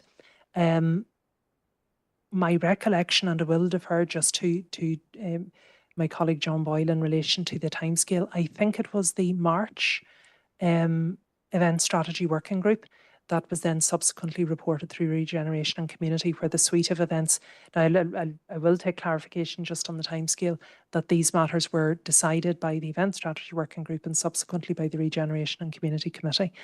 In relation, Chair, to the decision-making processes, I mean, we had the refresher quite recently on standing orders. Everyone knows we work within 6-month timeframes. So if you take a decision, you can't revisit the decision for whatever reason. And I would also note at that time, certainly there were no call-ins or any other reconsideration requested. But John might just be able to clarify with me the event strategy and the associated date, Chair. Thank you. Okay, over to John. Chair, I need to check the event strategy working group, but what I will say, as part of the estimates process, this was discussed and it was made clear that the Halloween fireworks display was not included in the estimates. And I think that was very clear during the estimates process time. Okay, I'm going to go now to Councillor Gannon. Yeah, Chair, I was confused by Councillor Elvin's assertion that it wasn't mentioned in the estimates, because to my recollection, it was there, and it was written down in places, and perhaps maybe wasn't discussed at length in the estimates process, but it was there to be raised if anyone wanted to raise it. To my recollection, and actually, Chair, I do think, if I remember correctly again, when it came to the estimates process and the rate setting, the Ulster Unionist Party proposed a rate that included this events strategy working group and included no funding for fireworks. They made a proposal around councillor allowances being changed, but they proposed the rest as was. So they did actually, in effect, whilst they voted against the final decision, they proposed a course of action that involved no fireworks. And you know, Chair, I've spoken in this chamber before, I would absolutely love to take the fireworks back in and do them, but really it's a next year conversation at this point. You know, I'm a realist in that, and I think coming in at this stage is perhaps a bit disingenuous. It should have been brought up earlier, and I would hope it's brought up earlier next year, and I'd be supportive of that if and when it is brought up and when the estimates come around again, Chair. But I think if we're being real, if you actually want the fireworks brought back, it is too late for this year, unfortunately, and it's moving into the next calendar year you're looking at, and I'd be happy to see that progress anyway. Councillor Roof. Thanks, Chair. Yeah, as we enjoyed the excellent work by Enniskillen and Bid last year in securing funding for fireworks, and I'm hope that we will see something similar again this year. I don't know for sure, but there was an insinuation by Councillor Warrington that if this wasn't looked at, there would be no funding or there'd be no event for Halloween, and I just want to clarify that couldn't be further from the truth. There's a substantial amount of funding for Oma and for Enniskillen, and there will be a great celebration in both towns. And I just wanted to make that point very clear, because it was kind of muddy. The water was a bit muddied during that comment. Thank you. Okay, thank you. Now, I'm going to have to move on. Everybody's had a chance to have a contribution as per standing orders. But can I just take this opportunity to highlight 2 events that are coming up, which can be availed of by our community. For example, Friday the 25th of July, hats off to Fort Hill. That's a big family friendly day in Enniskillen.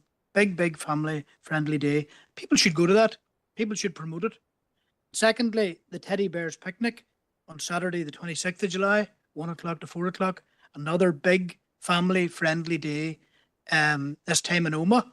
And the reason we're so keen about that is that Jimmy Kennedy from the Brookmount Road in Oma wrote Teddy Bears Picnic. The song, the world-renowned song, iconic song, was written by Jimmy Kennedy. Did you know that, Thomas? But it was written by Jimmy Kennedy. So we're going to have a Teddy Bears Picnic in Oma, and we're going to have hats off to the Fort Hill. And I would like councillors to use their influence in their DEAs and with communities to spread the good news. Councillor McGrath. Totally agree with you, Chair, and just maybe the Oma shows on this Saturday as well, just you could include that. Yes, Thank I think it starts on Friday night, doesn't it, Councillor McGrath? And all day Saturday. I'm looking forward to it myself and met with yourself at the launch event. So finally, Councillor Coyle, final contribution in this part. Yeah, thanks, Chair. Just to say, I go to the Fort Hill one. It's also held at Easter as well as the summer, and it's a fantastic event. And there's a great turnout and lots for kids and ice creams and things to do, and they run around and have a great time. Okay, So thank you. I'd encourage people to go. So moving on then, page 8, page 9. That's that concluded. Okay, so we'll move on now till I think item number 13 on the agenda. To confirm the P&R minutes of the 11th of June amounting to 9 pages. This is accuracy. Page 1, page 2, page 3, page 4, page 5, 6 and 7, page 8.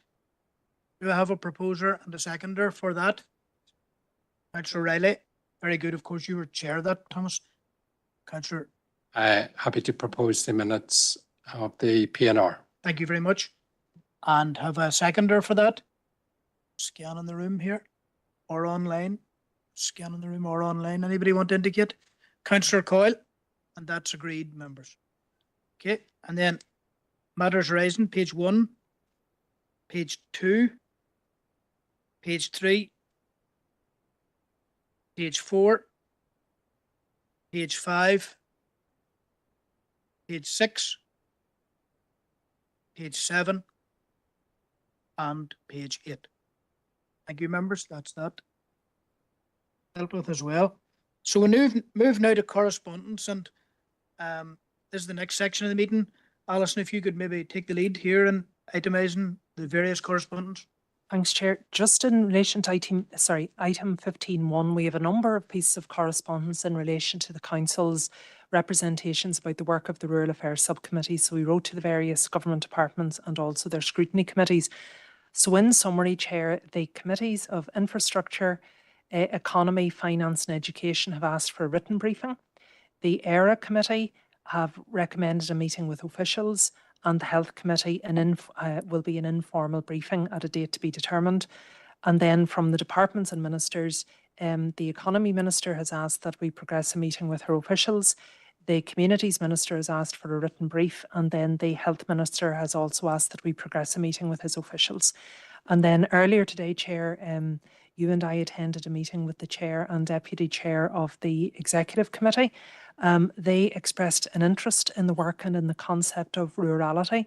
So they are now going to engage with the various committees to see if there is a common thread among the evidence and the information to be presented. And they will come back to us in due course. And Chair, you'd also extended an invitation to the Executive Committee to meet in the Council District at some point as part of its future work programme, and the Chair indicated that she welcomed that and would hope to accommodate that request. Thank you. Councillor Green. Thank you, Chair, and I'm delighted to see that progress. And I the Rural Affairs Subcommittee was always envisaged that this is the direction that we go, that we would gather all the information on. We'd be talking about it in here month after month after month about how badly Fermanagh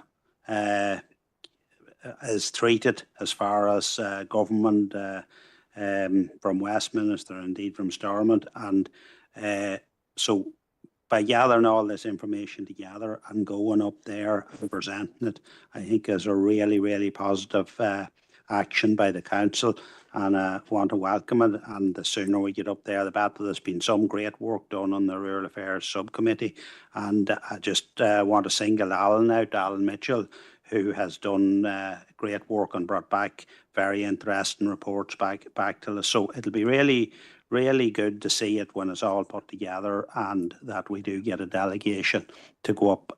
So well done so far, and it's great to see this progress. And Councillor Green, would you be of a mind to propose the adoption of Yeah, those items of correspondences on block? Okay, thank you. Is there a seconder for that? Councillor Deehan, thanks very much. Okay. Thanks, Chair. The next two items are in response to the Council's support for Mid-Ulster District Council's motion. This is regarding child safety and the road traffic laws. So the first letter, Chair, sets out the Infrastructure Minister's proposals as to what she's doing, which the Council has previously welcomed. And then secondly, from the Education Minister, who also welcomes that work and has reassured the Council of this being a priority for him and his officials. Okay, thank you. Just a proposer to note. Okay, if anybody's of a mind to propose. Councillor Campbell raised his head, but I don't think it was a second. Okay, thank you. Councillor Campbell proposed and Councillor Donnelly seconded. Thank you. Councillor Anne-Marie Donnelly. Yeah, that's agreed. The next item, Chair, is from the Infrastructure Minister about the gritting of rural roads. And I suppose the core issue here is really budgetary pressures in terms of the non-availability to extend outside of the current network. And then if members are aware of any local issues or the grit piles not being placed in a timely fashion, to bring those to the attention of the local office, please. Okay. And that could be achieved in the DEA meetings, I'm sure. You know, you mightn't have tremendous confidence, Councillor Green. I can see it in your face, but apart from that, Councillor Barton's the same. That's right. They've just proposed and seconded the noting without even speaking. I need a proposer to note. Okay, somebody help me here, please. Thank you, Councillor Green and Councillor Deehan. Thank you. Proposed and seconded to note. Next up. Chair, next up is from Dalradia Cultural and Historical Society, and this is in relation to a forthcoming trip to the Gallipoli Peninsula in October to commemorate the 110th anniversary of the 10th Irish Division's actions at Gallipoli. Okay. The costs are detailed, Chair, within the correspondence, £1,650, and confirmed bookings are required before the end of the month. Okay, I want to go to Councillor Coyle. Propose to note, Chair. Okay, is there a seconder for that, please? Okay, Councillor Devine Gallagher, and that's agreed, members. Okay, next up, Alison. Yes, Chair, this is the Minister has written to you, Chair, regarding the motion that the Council adopted around welfare reform, and did invite you to an event, or notify you rather of an event on the 16th. I suppose just to say the letter was received on the same day as the event, Chair, and just recommending for noting. Okay, noting again, can I have a proposer? I'll go to Councillor Stephen Donnelly.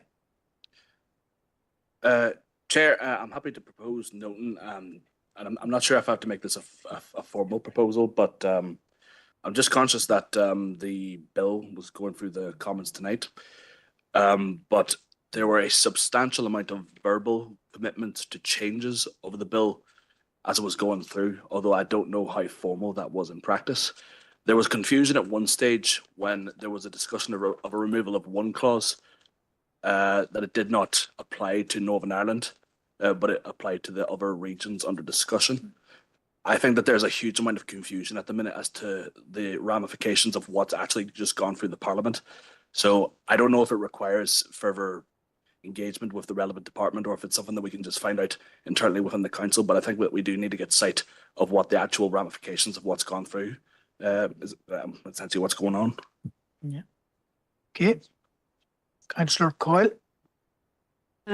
Yes, Chair, I'll second that because we do need, and I'm not sure obviously if the bill's gone through this evening or not, but if it has, it's going to create issues, and if it hasn't, it's going to create issues. So either way, we need clarification. Thanks. Okay. I think if both councillors were content, I think there is likely to be ambiguity, so it probably would be better to write formally and just get the exact detail, and also then if any of the anomalies that have previously been highlighted, if they've been resolved. So we could certainly take that. Okay. That's agreed, members. Okay. The next item of correspondence, Chair, has been brought to us by NILGA. It's just in relation to a public appointment competition for the Department of Health. There, 3 local government representatives are requested. There isn't an obligation to apply, but NILGA were keen that we circulate this. So again, just for noting, please. Okay. If I could have a proposer to note, I'd be appreciative. Councillor McCann and Councillor Anne-Marie Donnelly proposed and seconded and agreed. Next up. Next up, Chair, is an invitation from Culmore and O'Kane Residents Association regarding their upcoming 60th anniversary ball, which will take place at the end of July on the 26th, and inviting the council to sponsor a table. And I know we did so previously for Strathroy Community Association. I know, Chair, that you would be available to attend, and we would be recommending just if we could take nominations again. I know the organisers are keen to confirm arrangements as soon as is practical. Okay. I'll go to Councillor Deehan. Yes, thank you, and thanks to the Chief Executive for her briefing. Well, first of all, I want to propose to note this correspondence from Cathy Drum, Secretary of Culmore and O'Kane Residents Association. This is a very significant milestone in the life of Culmore and O'Kane residents, and I really wholeheartedly support that this council would take a table at that very important event. Chair, as the Chief Executive said, we had a similar event celebrating Strathroy, and I think that it is entirely appropriate that we would offer similar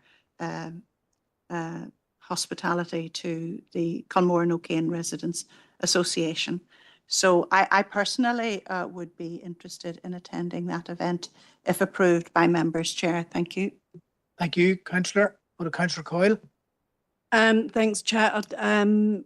Our 3 OMA councillors, I believe yourself and Councillor McColgan and Councillor Kelly wish to attend. Okay, thank you. Any other comments at this stage? Okay. Councillor Donnelly, Stephen. Chair, yeah, I mean, we just need to check the date, but I mean, yeah, I'd be more than happy to attend if that's the decision of the council to make a provision for that. Okay. Councillor Warrington. I will check, Chair, with Councillor Alan Rainey to see if he's available. Very good. Thank you. Councillor Deehan, do you want to come back in, Josephine, with a proposal or whatever? One contribution, please. Thank you, Chair. I just wondered if Councillor Thompson would be interested in attending that event. So perhaps provisionally we should include him in that group. Okay, and sometimes we include Councillor McGrath in Oma Town matters. We do that, for example, in various groups to ensure inclusivity of political parties, including the Ulster Unionists and the SDLP. Okay, Councillor McGrath. Yes, Chair, you can add me to that list if there's any reason. Thank you. Okay, that's great. We'll progress accordingly. What's next? Next, Chair, is just the notification from DAERA of the publication of Northern Ireland's draft climate action plan. We are noting this within the consultation report to PNR tomorrow evening. We will be bringing a response forward as well, Chair, but just to formally note at this stage, please. Okay, have I got a proposer to note? Councillor Coyle, and I've got a seconder, Councillor McGrath. That's agreed, members. Okay, next item of correspondence. There's plenty. There is, Chair. Yeah, also for noting is the Transport Strategy 2035 which has been published by DFI. And again, we will be bringing forward a response. Just to note, Chair, members will have seen from tomorrow's report, there's a lot of substantial consultations have issued over the last few days. So we are keeping a track, but the intention is that we would obviously prepare a response for this as well. Okay, thank you. Proposer to note, thank you, Councillor Anne-Marie Donnelly, and Councillor Crawford, thank you, seconded. And that's agreed, members. Have you other correspondence? Yes, Chair, we have dealt with everything bar the first item of correspondence, which is response from the Treasury to our letter in November. And this was in relation to the motion, it really came out of the budget. It was about the increased national insurance contributions and also the impact on inheritance tax, the changes for farmers. So there's responses from the Exchequer Secretary to the Treasury setting out the government's deliberations and how those decisions were reached and also the implications of the spending review. So again, just for noting, please. Okay. I know it's procedural. Who? Councillor Green. Councillor Green's helping us with that. I'll go to Councillor Green. Yeah, it's I suppose a disappointing letter when you consider what they were trying to put through this evening, as has been previously talked about, when they were trying to cut disability benefits on most vulnerable people in our society, and then the attack on farmers around the inheritance tax. But I noted there in the last week they've committed to spending 5% GDP, which when I looked at what 5% of the UK GDP is, it's working in around £135 billion per year, roughly, and rising on war. They call it defence, but let's call it what it is, on war machines. So that's the priority. Disabled people, the most vulnerable in society, the farmers that provide the food that is put on our tables, they are being cut, but war has been financed to the tune of £135 billion per year. It's outrageous. Thank you, Councillor Feely. Yeah, similar. That's a shame with disappointed with this too, but I'll propose to note in it. Okay, thanks. Proposed to note and seconder to note. Okay, Councillor Green, thank you. And that's agreed, members. The noting of the correspondence. Okay. That's good. So we're moving on past the correspondence stage, and the delegation of council powers to committee is next up. So we're going to consider now the delegation of council powers to the Environmental Services Committee, and that's to consider the report on the draft response to DERA regarding the Nutrients Action Programme 2026 to 2029. So I presume that's the 2 o'clock meeting tomorrow. Yes, Chair. Okay. And it's required. Okay, and that'll meet the deadline and it is required, it's necessary. Okay, Councillor Deehan. I will propose accordingly, Chair. Thank Thanks you. very much. And Councillor Anne-Marie Donnelly seconds, and that's agreed. That'll be dealt with tomorrow, okay, in that way. Now, I want to take advice from you, Chief Executive, on where to go next. Do we need to do confidential now, or have we got time? Aye, okay. There's a number of confidential matters. Can I take a proposer to go into confidential? So I've got Councillor McGrath and Councillor Crawford have proposed and seconded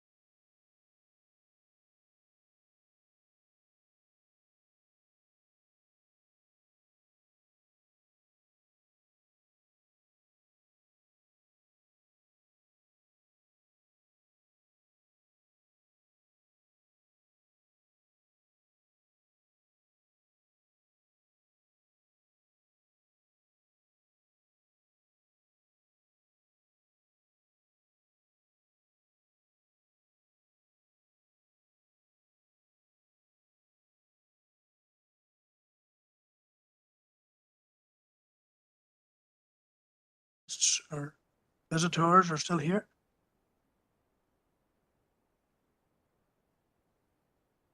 We just pay tribute to the stamina of the two returning to the room. Okay.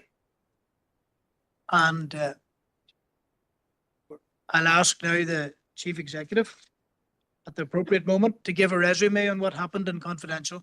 Thank you. Thanks very much, Chair. While in committee, the Council confirmed and signed the confidential minutes of the Council meeting held on the 3rd of June 2025, and there was one matter arising from that meeting. Also confirmed and signed the confidential minutes of the Planning Committee meeting held on the 21st of May. There was no matter arising.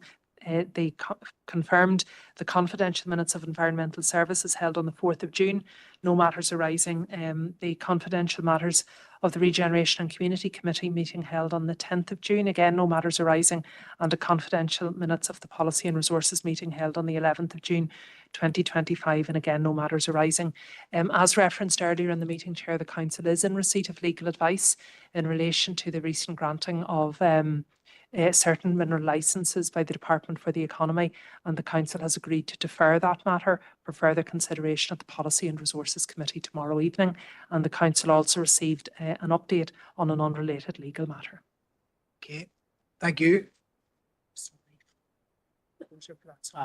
Okay, just in relation to the adoption of that summary has been accurate, can I have a proposer? That would be Councillor Padraig and Kelly proposed and Councillor Deehan seconded. Thank you very much. And that's agreed, members. Yep. So back to the main agenda, item 17. We have 3 notices of motion. It's now 9:20. You know, we can make a real good go at this. So the first motion, restoration of emergency general surgery. It will be proposed by Councillor Gannon, who will have 5 minutes. And then seconded by Councillor McPhillips, who will have 3 minutes. And that's that. We'll go now to Councillor Gannon. Thank you, Chair. Thousands of patients and their families have had to be redirected to Altnagalvin as a result of the withdrawal of emergency general surgery from the South West Acute Hospital.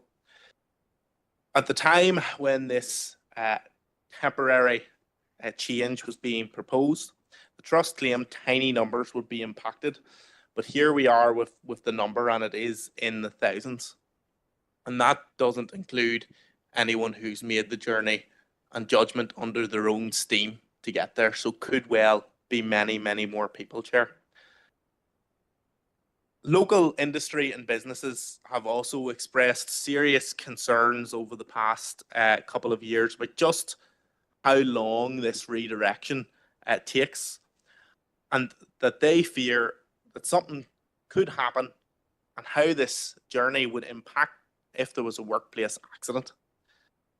And the time taken for travel is complicated and compounded further by the poor road infrastructure. Consider the recent announcement on the A5, which exacerbates potentially life-threatening travel time.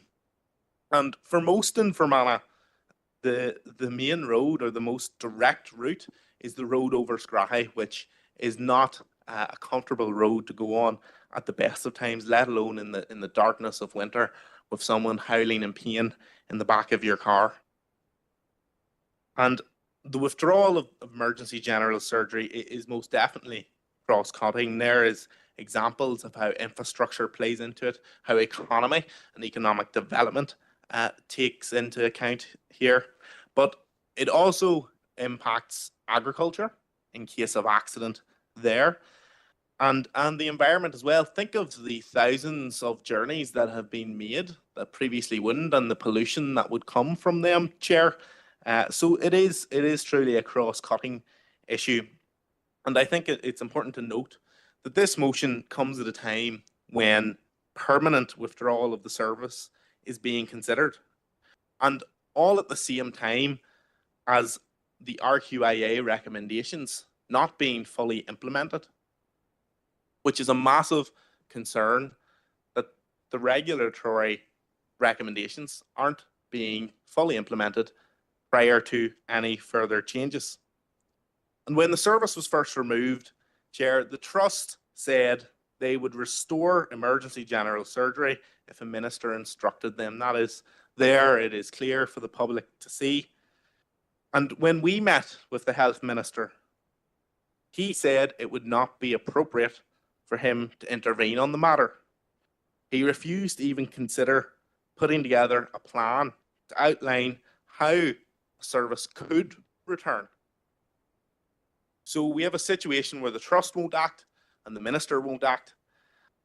And recently at a Save Our Acute Services public meeting around emergency general surgery, representatives of all parties attended, and the public asked them to get their party ministers to raise this in the executive, and there has been no action since. I believe plenty of time has passed since that public meeting to allow for this issue to be raised, and that's why I brought this motion tonight, is to try and continue to put pressure on bringing this issue to the executive. And let's just consider that that on many occasions fairly trivial matters have been pulled into the executive as cross-cutting issues on many occasions. Let's consider a recent example. A few Irish language signs at a bus station was pulled into the executive, something that has little impact on day-to-day life and would cause zero offence to any sensible individual. And obviously I greatly respect the Irish language, but if an item such as that can be discussed at the executive, a life and death issue such as this one is very much worthy of executive discussion and consideration, Chair. All parties are on the record as saying they want to see the return of emergency general surgery to SWA. But thus far, not one executive party has taken any real substantive action to see it restored. This is a chance to rectify that. With permanent removal on the table, 5 minutes up. It's- Final comment, Adam, please. I'll conclude by just saying the executive have the power to change something here, Chair, and I would encourage all parties to support this motion. Thank you. I go now to Councillor McPhillips. Thank you very much, Chair. Again, I'll be brief, as Councillor Gannon has really said all there is in relation to the motion. But it's so disappointing that we are still in the fight to restore emergency general surgery to our hospital. As disappointing as that is, it's not surprising at the same time. The Trust makes these rash decisions and never thinks of the knock-on effects or the consequences. So as the motion states as well, we all know since the withdrawal of the services, the amount of people in our district that has been majorly affected by the whole situation, having to face that journey to Acknagelvin in the process, simply not good enough. We're very lucky to have the hospital that we have, and it is an excellent hospital. I know all too well after my short stay last year. And with such a great hospital and great staff and facilities, we should be looking to add facilities instead of stripping them away. So the restoration of emergency general surgery is a must, and the fight to restore it will continue. So I'm happy to second the motion, Chair. Okay, thanks very much, Garvin. Move now to Rosemary, to Councillor Barton. Thank you, Chair. I want to open firstly by paying tribute to all the staff that work in the South West Acute Hospital and across the health and social care system in Fermanagh and Omagh. And if I could start on a confident note, I'm delighted that the SWA is delivering at the present time more elective procedures and treatments now than ever before. That is a good news story. But the removal of emergency general surgery in late 2022 was hugely concerning, and fundamental issues over processes, patient pathways and patient safety in those time-critical life and limb-preserving situations still remain, unfortunately. Whilst progress has been made, there was still scope for the Trust to have gone further and faster on securing a greater surgical presence on the site, particularly during out of hours. They could have increased their capacity there. I welcome the publication of the RQI review earlier this year, but unfortunately, there doesn't seem to be any great urgency on the implementation of these of many of these recommendations. We all know of the Trust Board meeting, which is planned for later this week, and indeed we await to hear what will come from that. I spoke with the Minister only yesterday, and at that point, he still had not been told what the Trust were planning, doing, or going to say at that meeting. If this is a proposal to start a launch of public consultation on a permanent change, I feel the Trust have once again failed the public and failed staff locally by approaching the whole issue so shambolically. And whilst I had hoped the Trust would have learned from their previous mistakes, it appears as if they haven't.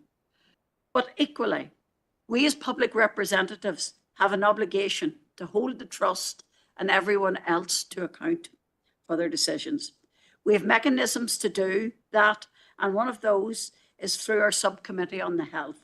I sit in that committee, and whilst it's not without its frustrations, I was shocked by the recent comments that some councillors that they found it a waste of time. But then I rarely, if ever, see Councillor Gallen attend those or any of those meetings or even send an apology. And whenever I asked the Minister yesterday how many letters or emails he had received from Councillor Gannon, he couldn't recall a single one. I want to see emergency general surgery restored, and I hope that it's not the outcome of Thursday's meeting. But if it is, then we as a community will need to effectively engage with this process. Thank you. Okay, a good timekeeping. Thank you, Councillor Burden. Okay, move to Councillor Roof. Thank you, Chair. I thank Councillor Gallen and Councillor Phillips for bringing this motion forward. We at the Alliance Party will be supporting the motion. The restoration of emergency general surgery at SWA remains as important now as it was when it was initially removed. We have time and time again seen examples of patients being directed to Alton Galvin and suffering a double wait across both A&E departments, let alone the suffering inflicted whilst travelling a poor road to the hospital in the first place. Currently, the number of general surgeons employed across Northern Ireland does not meet the needs to reduce waiting list times. Therefore, the restoration of emergency general surgery and the use of 2 unused operating theatres is an incredible opportunity to restore parity of healthcare coverage across Northern Ireland, whilst also bringing waiting lists down. It has long been clear that the Western Trust has no desire to restore emergency general surgery at SWA, but it is infuriating to hear Councillor Barton to try and lump all responsibility upon the Western Trust tonight. Their decision making can be influenced and should be influenced by policy decisions from the Health Minister, and the buck stops at his door at the end of the day.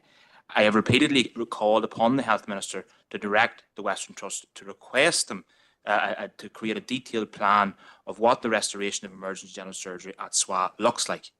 This so far has fallen on deaf ears with both Minister Swan and now Minister Nesbitt, who, when confronted with my request to formulate a plan for restoration, chose to ignore the question outright and left the meeting early instead. The direct impact that infrastructure has on the health outcomes of patients in Fermanagh mean that this indeed is a cross-cutting issue, and therefore I welcome the suggestion that this is discussed at the executive table. This should be an apolitical decision which benefits each and every person in our district. I hope the executive take the opportunity to do so. Thank you. Okay, thanks very much. Councillor Coyle. Thanks, Chair. Yeah, we will be supporting this motion, and it's regrettable that the Western Trust is planning a consultation to permanently remove the emergency surgical services from SWA. If this does happen, there could be significant consequences for our citizens, including the increased travel times, potential delays in treatment, and risk to patient outcomes. There'd be a strain on other hospitals that are already under enough pressure, and it could also undermine the sustainability of other acute services at SWA, such as our ED, maternity, stroke, ward, etc. So I think I would encourage people to get behind any campaign and definitely complete the consultation that I believe is coming out shortly, and we will be supporting the motion. Okay. Thank you, Chair.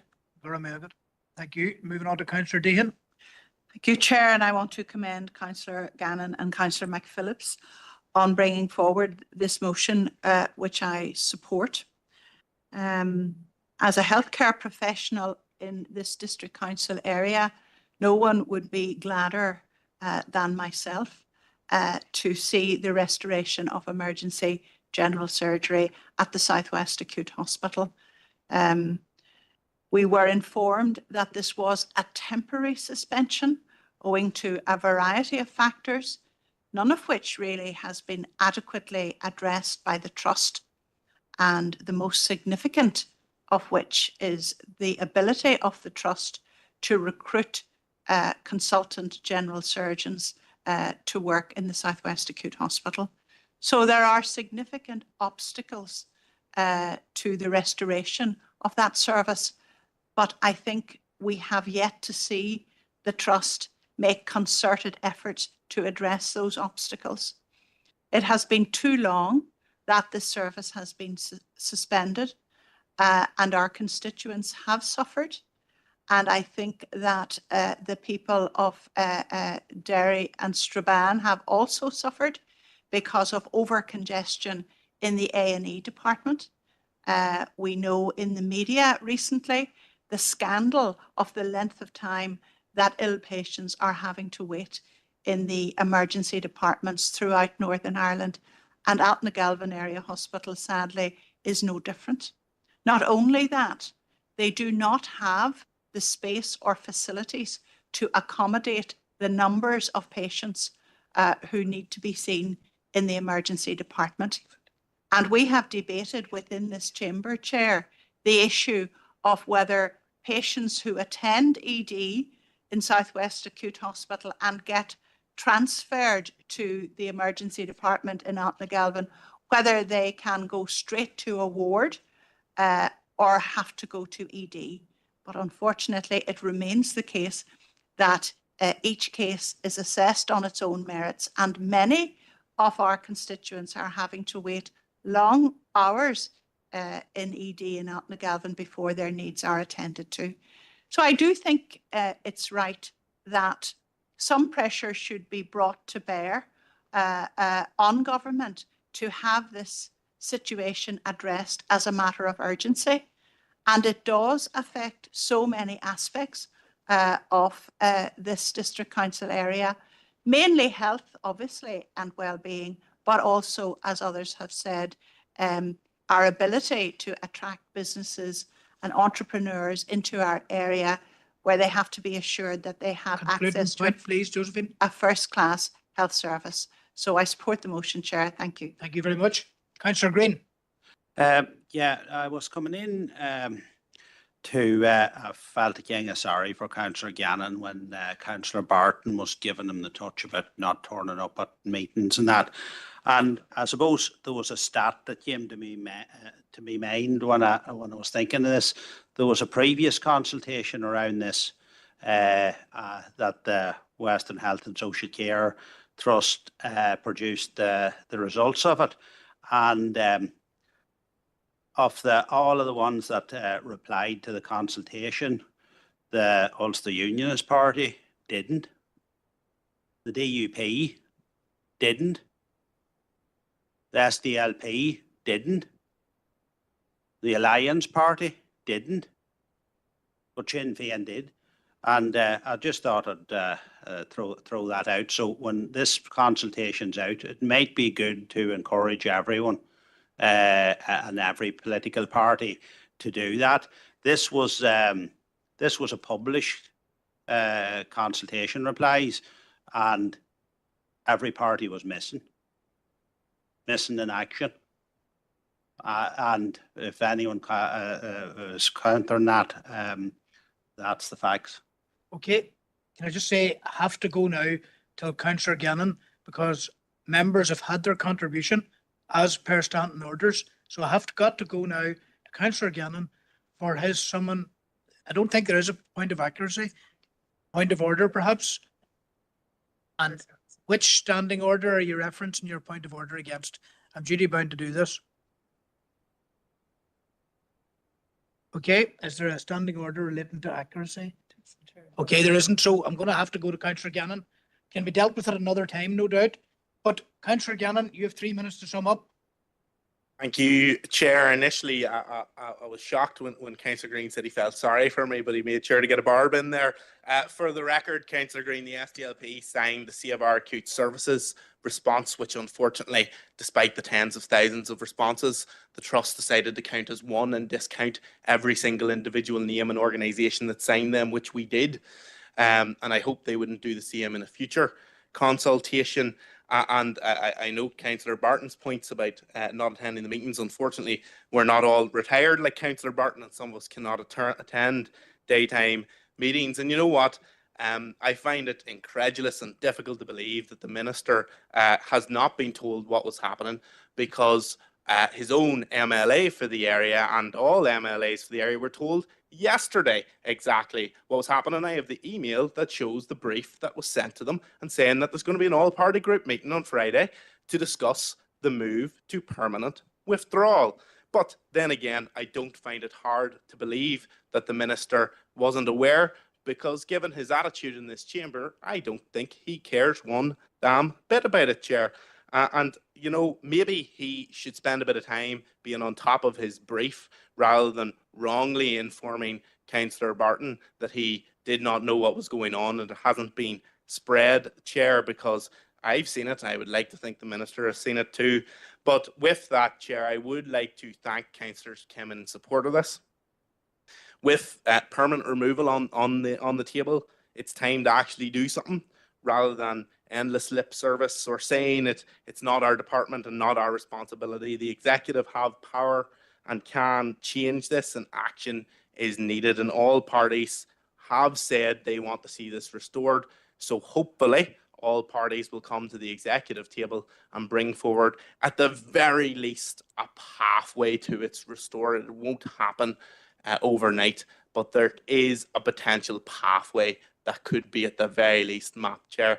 And I'm encouraged by some of the parties here coming in and supporting this motion. Hopefully we'll see their ministers act in line with what the motion proposes, Chair. Thank you. Okay, thanks, Councillor Gannon. Now, there isn't any dissent, is my belief, in the chamber. So I'm going to anticipate that the motion as proposed and seconded has the agreement of this council. Is that agreed, members? Agreed. Thank you very much. Now, we'll move on to item 17.2 in our agenda. Irish Unity is the title of this motion, and I go now to Councillor McCann proposing, and Councillor Coyle is going to second this motion that is before you. Okay, Gormila, Chair. You may recall, Chair, back in October 2022, that this council passed a motion calling on the Irish government to establish a citizens' assembly to debate and discuss our constitutional future. We also invited at that time officials from the Taoiseach's Shared Island Unit to present to this council and provide an update on their activity and their plans for the future in the context of constitutional change. And regrettably, that never materialised by the Taoiseach nor indeed the Irish government. I said in my remarks at that time that the debate on Irish unity is alive and is growing day by day. And this is true. People are beginning to consider what the standard of living might mean for them, what the way of life might be in a new Ireland. Take health, for example, Chair. 7 million citizens live on the island of Ireland. To put that into context, that's a smaller population than some of the major cities in the world. Yet we've got two different health systems, two very different systems, both under severe pressure, as we've just heard, and we all know all too well here in Manoma about the health pressures, but two different systems functioning for a population that's smaller than the city of New York. I want to acknowledge, by the way, the excellent service provided by our dedicated doctors and nurses who do their absolute best, but the reality is the system is broken. Mike Nesbitt, the Health Minister, on a recent visit to this council, advised that corridor care is now a thing, and I think that's a dominant indictment of our health system at this time. Looking to the south, the picture down there isn't much better. The health system there is also facing very serious challenges. And what is the cost in managing two health systems on a small island like Ireland? You know, there has to be something better. Now, to that end, Chair, just last week, Sinn Féin launched a discussion document, the case for an Irish National Health Service, And this has the vision of a world-class health system, free at the point of delivery. This will advantage all our citizens. This document is available online at sinnfein.ie, and I would encourage everyone to read it. We need to read it and debate it. And like, what does it mean? What does it mean for your families, for our families? And we also need the formal space to do so, where everyone can have their say and take part in that particular discussion. And that's just around health, Chair. You know, we can have the same conversation around infrastructure, and we've heard about the A5 here earlier this evening. The same conversation could be around education provision, fiscal arrangements, and so on and so on. And I firmly believe that this council, in the absence of any other forum, should step forward and lead on this issue locally. And it's great to hear new voices coming forward in this conversation. In an interview in recent times, a founding member of the Democratic Unionist Party said that it was his view that a united Ireland was inevitable. And he recognised the need for people from his community to come out, to come forth and have their say and speak out on the issue. And that's what this motion is about. It's about creating a safe space where people can feel comfortable sharing their views, and it's important that these views are shared and respected. Just about Brexit, Chair, I suppose one thing that we did learn from Brexit, and one positive, was how not to do things. You know, it's important that we have this discussion, have the debate, and know what we're actually talking about. Irish unity is not some political aspiration. It's about improving the lives of our people, our families, and our communities. It's about sharing and celebrating all the things that we have in common. And everyone in this chamber has a whole lot more in common than we have that separates us. It's about creating an Ireland where our differences can be seen as strengths and celebrated rather than divisions. And our council, I believe, Chair, has a very important role to play in all of this, creating that formal space where discussion can be had. And doing so, we can all commit to a shared vision for an Ireland that is inclusive, where everybody has their seat at the table and every single voice is heard and respected. Chair. Okay, Gurmagan again. Good timekeeping. Thank you, Councillor McCann. Councillor Coyle. Thanks, Chair. Yeah, I just want to agree and support what Stephen has already said. The conversation around constitutional change is already happening. It's happening in different organisations and including the trade union movement. Whether you agree or not agree with the end of partition, everyone should have a safe space to voice their opinion. Issues relating to any constitutional change will have implications for our council, and therefore a working group will play a key role in identifying relevant sources of information and stakeholders, be able to engage with groups and stakeholders from across our council area, help identify barriers to engagement, identify implications for the council, engage with politicians across the board, regionally and cross-border. The working group will be underpinned by values of inclusion and diversity. As every citizen will be impacted by any constitutional change, then the engagement needs to be inclusive and diverse. It needs to commit to embrace difference and value all contributions. By collaboration, engaging and working with our partner councils, organisations and funders to build consensus that the ownership of outcomes is based on clear communication, and that the working group will report all fundings back to council, and that it will be open to all councillors. Thanks, Chair. Okay, Councillor Coyle, thank you. I second the motion. Okay, Councillor Withers. Margaret Carey, thank you, Chair. At every council meeting, we are discussing a lack of resources, underinvestment in our public services, and all too often contributions are made which blame storming departments. The reality is that public spending decisions made in London have a major influence on our public services.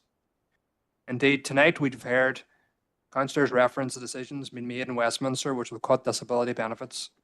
And while this has devolved to Stormont, they did implement mitigations almost a decade ago when the British government last sought to attack the most vulnerable in society. The Communities Minister himself has admitted that the North simply cannot put in place further mitigations. This is another example of the detrimental impact which not having full control over our political and economic affairs has on us. Partition has failed, British rule has failed, and it's long past time for Irish self-determination. Thank you, Chair. Okay, thank you, Councillor. Councillor Warrington. Thank you, Chair. Well, first and foremost, let me be clear, this motion as it stands is contrary to both the letter and the spirit of the Belfast Agreement, an agreement endorsed by the overwhelming majorities both north and south of the border. That agreement recognises and protects the constitutional status of Northern Ireland as part of the United Kingdom, unless and until the people of Northern Ireland decide otherwise through a democratic process. I must question the motivations behind those bringing this motion forward. Are they genuinely pro-Irish or simply anti-British? It is remarkable that some of the proposers, self-proclaimed socialists, are advocating for unity with a state where people are charged to see a GP, where toll roads are a commonplace, and where plans are progressing to introduce domestic water charges. Yet these same individuals strongly oppose similar charges in Northern Ireland and routinely demand greater financial support from the UK government, or as some of them might refer to it as British money. To be clear, I am not criticising their opposition to such charges here. There is a valid policy position, but it is at best inconsistent and at worst deceitful. To campaign for integration with a state that imposes such measures while decrying any similar proposals in Northern Ireland. When weighing up whether it is better to remain an integral part of the United Kingdom or join an all-Ireland state, my view is unequivocal. I firmly believe, and I would argue that any rational analysis would support this, that our future is best secured within the Union. Yes, the Republic of Ireland's economy has enjoyed success at times, and that should be acknowledged. But when you are part of the United Kingdom, you're a part of the world's fifth largest economy, an economy that was a principal net contributor to the European Union, while the Republic benefited significantly as a net recipient for many years. The UK remains a global influencer, a leader in democracy, and a society rooted in individual freedom and opportunity. Against the backdrop, the case for remaining within the Union is compelling. I fully accept that others hold different views. That is their right, and I respect their freedom to express and pursue those views through discussion, debate, and peaceful advocacy. But let us be clear, constitutional change must never again be pursued through violence, the violence that has caused so much devastation to communities and families across this island. Chair, the Ulster Unionist Party will not be supporting this motion. Okay, thank you. Councillor Kelly. Thank you, Chair. A united Ireland is the very best, most exciting prospect for the future for nationalists, unionists, and everyone else on our small island. Tonight's debate is reflective of the ongoing and vibrant discussion that's taking place across our island and at every level of society. There is a continued momentum towards Irish unity. Increasingly, people are demanding that decisions about their lives and their futures be taken here, at home, on the island of Ireland. The trends over the last number of years have been seismic and cannot be ignored by the Irish and British governments. It is time to plan and prepare. We have huge opportunities ahead to invest in our health service, build more homes, and to create a vibrant economy with good quality jobs and public services at its heart. That is why referenda on Irish unity should be held by the end of this decade to allow the people the freedom to choose their future.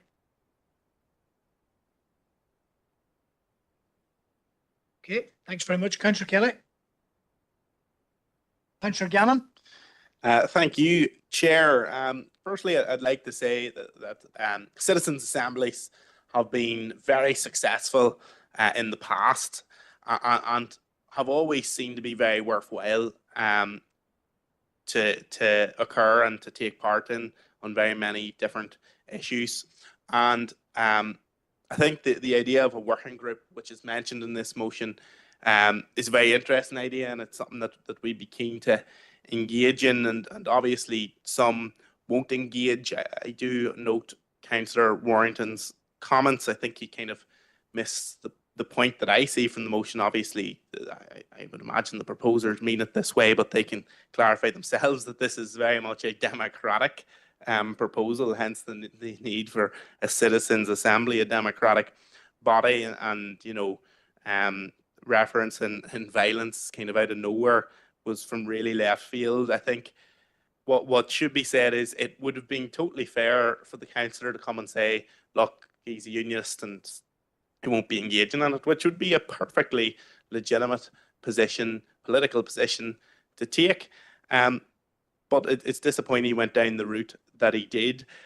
Although I do think if unions did engage in some shape or form, whether it be privately, any private conversations I've had with unions about this topic have been very interesting and worthwhile. Now they mightn't agree, but the points raised are worth considering.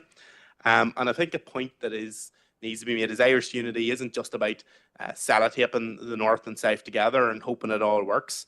Bodies like what's being proposed here in this motion will be vital to making it work, because there's a plethora of issues at hand that need to be discussed, and there needs to be a coherent plan. You don't just, we've seen what rushing into referendums or referenda with no plan looks like, and bodies such as what's being proposed in this, like the Citizens' Assembly and the working group, help to address any issues. For example, one such issue is the huge gap in the HSE's trauma network, which could be conveniently filled by emergency general surgery at SWA. But Chair, I'll not rehash the previous motion. The SDLP and myself will be supporting this motion. Thank you. Okay, thank you. Moving on now to Councillor Stephen Donnelly. Thank you, Chair. Alliance recognises that between the upheaval caused by Brexit and institutional collapse at home in recent years, more people now are asking the question as to whether the status quo serves them any longer. And I do not think that anybody should be surprised that people do have legitimate questions. Whilst Alliance did not create the uncertainty that has triggered this conversation, we do not run away from this conversation, as we will always champion the liberal values of the people we represent, as shown by the constructive engagement we have had with Ireland's future in recent years. It's for that reason that I do think there is merit in the suggestion we indicate our support for the establishment of a citizens' assembly to explore all opportunities and pitfalls, and as a first step in ensuring some contingency planning is done in the event of a referendum being called. Such assemblies help navigate the issue of abortion reform in the Republic, but we must be cautious of the reality that this would be possibly an even more contentious issue than abortion. And while that assembly restricted itself to a narrow but controversial section of the Irish Constitution, this would have to deal with a much wider spectrum of issues, from the desirability of a referendum in the first place, to post-unity issues as diverse as currency, political institutions, European integration, and the question as to whether the Good Friday Agreement even would still apply in a united Ireland. It's a tall ask, but I would not be opposed to a citizens' assembly being engaged in this work. We do, however, have reservations about the proposal to establish a working group as described in the motion. We would be concerned that in the event of a citizens' assembly or any other initiative being convened, that we would simply be duplicating work already taking place in this space, because I imagine for any of those initiatives, the impact on border communities would already be a high-level item.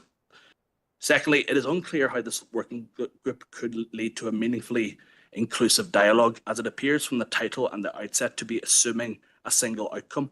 And I am uncertain how this could allow for the accommodation of stakeholder feedback that is fundamentally opposed, if it is inconceivable that the group would recommend anything other than that single outcome.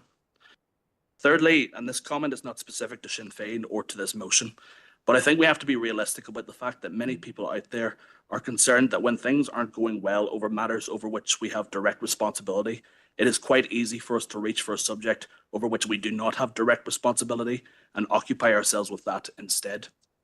And finally, and whilst I would accept that it would not be right or fair to insist on this being a precondition to a discussion or referendum on constitutional change, I do think that there is a lack of urgency about the positive role that reconciliation and building bridges can have, not just on transforming our society, but enabling this conversation to take place on strengthened foundations. Because right now, whether you believe in a united kingdom or in a united Ireland, there is a lot of work to be done to build a united community. Full stop. Thank you, Councillor. No, I'll go now to Councillor McLaughlin. Thank you, Chair. It's very concerning that we have a motion before this council asking for a committee to be set up as Councillor Donnelly touched upon, with its outcome already decided, with no democratic process to back it up, no statistics to back it up, and nothing to how this group would possibly work. The motion says it calls for the Council to establish a formal working group on Irish unity. So in the matter of balance, will we also see a working group to maintain the union? Because I, as a constitutional unionist, believe that there is no appetite for Irish unity. I don't believe I and most of the people in this chamber will ever see it in their lifetime. So I cannot support this motion, which has an outcome already dictated. It is not democratic, and I don't believe it meets the needs of the full community that are living in Fermanagh and Omagh district. Thank you, Councillor. And finally, before I go back to Councillor McCann for summing up, go to Councillor Deehan. Thank you, Chair. Well, I'd like to thank Councillor McCann and Councillor Coyle for bringing forward this motion. Chair, I think we would be burying our heads in the sand if we did not acknowledge that the question of Irish unity is very much in people's mind, particularly as we see the outworkings of Brexit and the economic hardship that many of our citizens are suffering. I do believe that it would be a positive move to establish a citizens' assembly on the issue. I don't believe that this motion represents any threat to the integrity of the constitutional question and the Good Friday Agreement. It's merely suggesting that this council would facilitate a working group to explore the various issues relating to the reunification of Ireland. I can think of many areas, Chair, where this island could benefit from close working, cooperation, joint working, not least of which on health provision and transportation and economic growth and business development. So I think it is appropriate that this council would establish a working group. It will be just that, a working group where we can take representations from a wide range of organisations and we can debate all these matters in a safe environment. And personally, I don't think it represents a threat to anyone. It's merely a vehicle through which we can explore the issue facing us in terms of determining the case for Irish unity. So on that basis, I would support the motion, Chair. Thank you. Okay. Indication now from Councillor Green. Thank you. I was just looking up when the Ulster Unions or some of them talked about, that there was no benefits. I just looked up a pile of lists that anyone can Google. So human development in Ireland, it's ranked in the world 7th. In the UK, is 23rd. Education in the UK is 41st in the world ranked. It's 1st in the Irish Republic. Health and well-being is 23rd in the UK. It's 1st in the Irish Republic. Happiness in the UK, they're ranked 37th. In the Irish Republic, 15th. Retirement is ranked 27th in the UK, 5th in the world in Ireland. And life expectancy in the UK is 82 average. And in the Irish Republic, you get an extra years, 83. So there's a list of, at the top of my head. So, well, I think that even on them, I'd go for it. Okay. Would you acknowledge that FODC, we won a major happiness award there, didn't we? A couple of years ago, didn't we? We were happiest, weren't we, in the comparative analysis of council. So at least we're a happy bunch, and that's the main thing. Okay, we'll move now to Councillor McCann for summing up. Okay, Chair, thank you. And it's good to get this debate kick-started within this council area. It's good to be positive. Somebody asked me, what's the motivation for bringing this motion forward? Well, I believe strongly in the United Ireland. I am a United Irelander. I respect other people don't agree with that particular concept and identify as British, and I fully respect their right to do so. And that, I'm confident in my Irishness. I can bring my debate to the table and why I believe we're better off in a new dispensation. I would, implore that others would bring their suggestions and their arguments to the table as well and see just how better off we actually are. I know one thing about partition, Chair, we've seen it now for 100 years. We have the track record of it, and it's failure after failure after failure. And we don't have to, go into it in detail. You just have to look at everything around us. It's a failure. It was never designed to work, and it's not working. And as someone says, we do have a legitimate right to aspire to something else. Just on the constitutional change and the Citizens' Assembly, there is an urgent need for the Irish government to prepare constructively for Irish unity. And we've called for this in the past. We've called for this tonight, and we'll continue to call for that until they hear us. Others have already laid solid foundations in this debate to date, and that includes Sinn Féin's Commission, it includes Ireland's Future, the SDLP's New Ireland Commission, Gail's Nicola, the work of the All-Ireland Oireachtas Committee on the Good Friday Agreement, and indeed there's provision in the Good Friday Agreement for Irish unity as well. The Shared Island Initiative is also involved there, and now I'm proud to say that Fermanagh District Council joins these organisations in progressing the discussion of Irish unity with our constituents. Okay, thank you. Probably can't say that I haven't detected dissent, right? But I think that necessitates a vote, doesn't it? Would you agree with me on that? Unanimous? You give me your unanimous backing on that. Okay. Glad even you do back me. So we'll move now to a vote, and I think it's a vote that we'll do online. Of course, we'll have to facilitate that. So, okay, a recorded vote has been requested by Councillor McCann. We can accede to that request as well. Okay. And just members, it's 10:05. Now, I want to get a proposal for extension of the meeting until 10:30. Councillor Evans, thank you. And Councillor Campbell, thank you for proposing and seconding the extension of the meeting. And ideally, the next motion would last about 20 minutes so that we can get 4 items of any urgent and relevant business, ideally in the ideal world. So we're moving now to a vote. Has that been set up? In the process of being set up?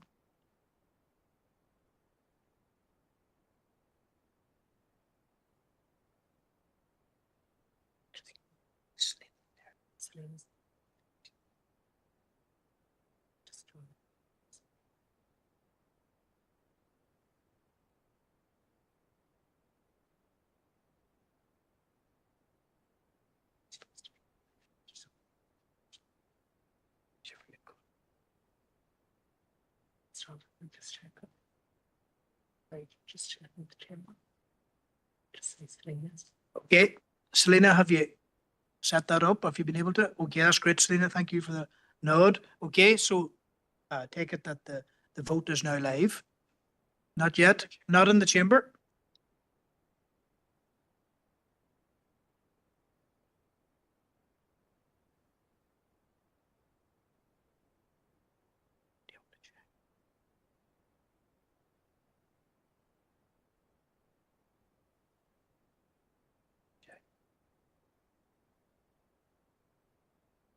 Jill, we're just checking if the meeting has gone live, the vote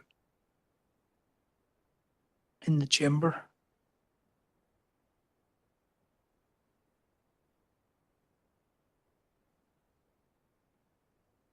Okay. Right.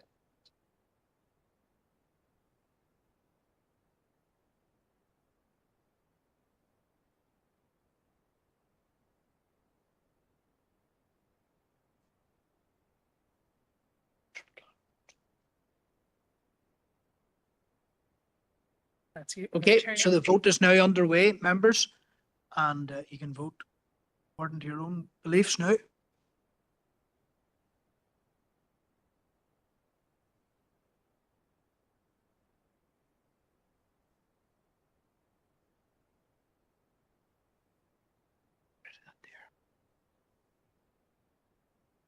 risk touching it. Even that, I could get rid of that. Couldn't I?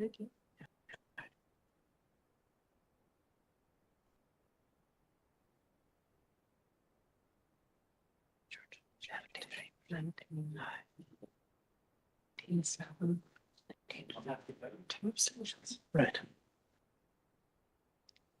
Plus the online. Yeah, I've got that. Okay. Is that included? 21 for aye, 8 against, and 2 abstentions. I'm sorry, the chair. Is it okay if I just vote for? I'm having difficulties there with my button. Okay, that's 22, isn't it? Chair, it hasn't come up in my one either. This is Anne-Marie online. It hasn't come up in my Slido either. So just as can't connect, so I am for as well. Councillor Irvine, not on mine either. Okay. I think I know where to put you in each category. 23 for, 9 against, 2 abstentions. Chair, that's predetermining an outcome. I know you a long time and you're consistent, Robert. Yeah, I'll just say I'm voting against, and then you know Okay. exactly what I'm saying, right? No, it was last year. Right, 9 against, 2 abstain. Okay, so I've got the vote. Members, if you can just wait. Okay, so it's 23 for, 9 against, 2 abstentions. So the motion is carried. Okay, so we'll move on now, and we've already agreed to the extension of the meeting until about 10:35, would you say? 10:35. So we're dealing with the third and final motion. And if I could, I would take Councillor Withers, Councillor Anne-Marie Donnelly, Councillor Stephen McCann, and Councillor Stephen Donnelly on items of any urgent and relevant business. Give them a minute each, no other contributions, just to try to conclude the meeting if we can, subject to that all happening within 10:35. So move on now, till the third item on the agenda, motion. Go to Councillor Ovens, please, and it's called Online Booking System for Household Recycling Centres. Councillor Ovens, 5 minutes. Thank you very much, Chairman. I mean, from the outset, I'd urge everyone in the chamber to look at this issue with their own thoughts rather than simply following a party line. And I mean, there's been references to facts and misinformation. So let's start with a few facts, because facts actually matter. So on the 2nd of October last year, under confidential business, the Environmental Services Committee agreed the introduction of an online booking system for household recycling centres. That decision was then ratified at a meeting of the full council on the 5th of November, which again was held under confidential session. That's important because I've heard several councillors from a number of parties tell me and tell others that no decision has been taken. And others openly tell me that they didn't even realise the decision was being made. So we need to be clear, no ifs, no buts, the decision was taken last year. During that part of the November meeting, Chair, last year, I stated my objections and I challenged why the decision was being held in secret. Now, I know the council at the moment is trying to make the case that as the proposals related to matters that somehow impacted the development of the council's estimates or budget process, they needed to be in secret. But I simply and categorically do not accept that. I've contacted the Department for Communities and asking them to make or to provide me as a councillor with an assessment from them of whether that is accurate or not, measured against the legislative Turn off there now, Daddy's getting his tea, but that'll be. If I can just ask Councillor Fitzgerald to turn off the microphone, please. So, Chair, this is a decision that clearly needed to be and deserved to be taken in public, not slipped through under the radar when many councillors themselves clearly weren't even aware of what they're signing off. By and large, the issue kept a fairly low profile, been raised a few times, and I acknowledge it was raised a few times in open meeting, in open council and open committee since. That was until the party with an outright majority on this council last month decided to throw their weight around. But whilst I was silenced at that meeting, in relation to this, it was the best thing that could have happened, as their actions, because I think even in their heart of hearts, they'll acknowledge, as their actions gave this issue the platform and the public awareness and the public understanding that it deserved. And I also thank the local media for their instrumental role in that. Getting to the crux of the matter, and I don't know why people would laugh at the local media, because this is the sort of thing that actually matters to ratepayers. But Chair, getting to the crux of the matter, Fermanagh Council does not need to introduce a booking system for recycling centres. We need to be making it easier for people to come to the centres, not more difficult. Lots of people aren't online, and the option to book over the phone won't even be available to Saturday. So the councillors opposite here laughing at this. I mean, if you want to go and laugh to the older person who's not online, Okay, I have to ask for due respect for Councillor Evans to make his case in the 5 minutes without any interruption, please. Councillor Evans. Thank you, Chair. I mean, we don't have the large population centres. We don't have the queues of traffic. And apart from a relatively small issue at only a handful of sites, we do not have a problem of waste coming in from other areas.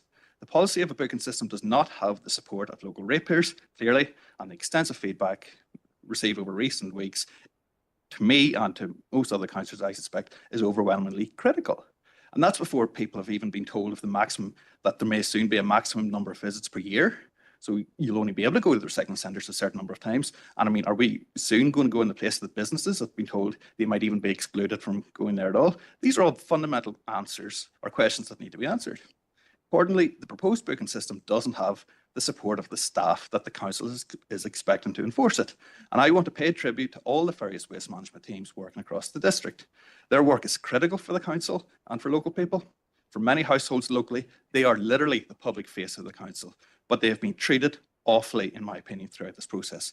Although the decision was taken last year, many staff only learned of it through the recent media reports.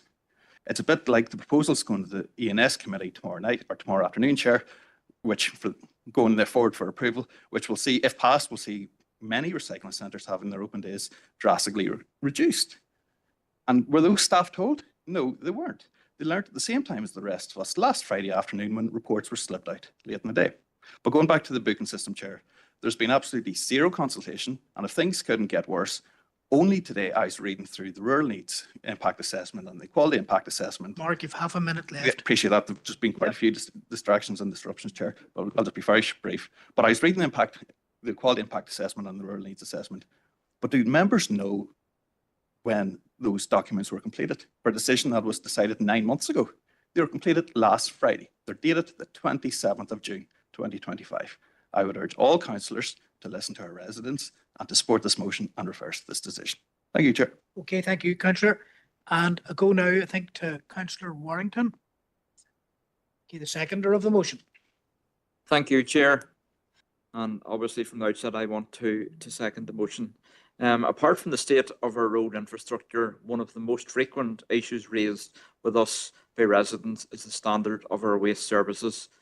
This concern has only grown in recent months, particularly with the ongoing failure to collect the brown bins and increasingly even the regular bins since the end of the task and finish system ended. In fact, that one lady on to me, one constituent on to me yesterday, who basically had her bin down at the end of the lane and the bin lorry went past and on a U-turn and went back again and didn't lift it. And she told me that it was lifted about 2 days later at 9:30 at night. But for many, especially our older population, the refuge collection system is one of the few tangible benefits they feel they've received in return for paying their rates. So to introduce yet another change to the existing system risks creating even more confusion and dissatisfaction. While a booking system might be workable in urban areas, it is clear that in rural parts of Fermanagh and Omer, where residents often live in a considerable distance from the recycling centres and where online access or digital literacy can't be taken for granted, this model is simply not practical. In speaking with constituents, the message is clear. They do not support this change. Many already feel ignored on key local matters, including controversial issues such as the forum. At the end of the day, these are the people who elected us, and it is our responsibility to represent their views, not impose systems that will make their life more difficult. Thank you, Chair. Okay, thanks very much, Councillor Warrington. I go now to Councillor Debbie Coyle, and I might ask John News later in the discussion just to make an intervention as well, if you don't mind, John. Okay, Councillor Coyle. Thanks, Chair. Yeah, just to pick up on a couple of points, any members of the public or staff that have concerns is probably due to all the misinformation that's been given. locally and all over social media. My understanding is that we're going to do this as a pilot scheme, and if it doesn't work, it doesn't work, and if it works, it works. But the chief executive clarified the actual facts, not what's in this motion, at the beginning of this meeting, and Sinn Féin will not be supporting the motion. Thanks, Okay. Chair. Thank you. Go now to Councillor McCloughlin. Thank you, Chair. During the last year, I had occasion to visit quite a few of the recycling centres within our district. And one of the things that shocked me, and I never encountered it before, but what I found out from the staff was the social engagement they have with many vulnerable people within our district. For many people, that is some of the only interfacing they have with other adults.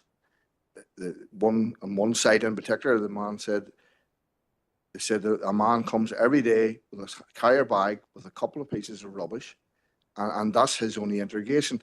And this is something that I hadn't encountered, I didn't know about, but it's something that I think we as a council, we need to put value on what our staff do for people that is unseen. And I don't know how we measure that, but across this district, there seems to be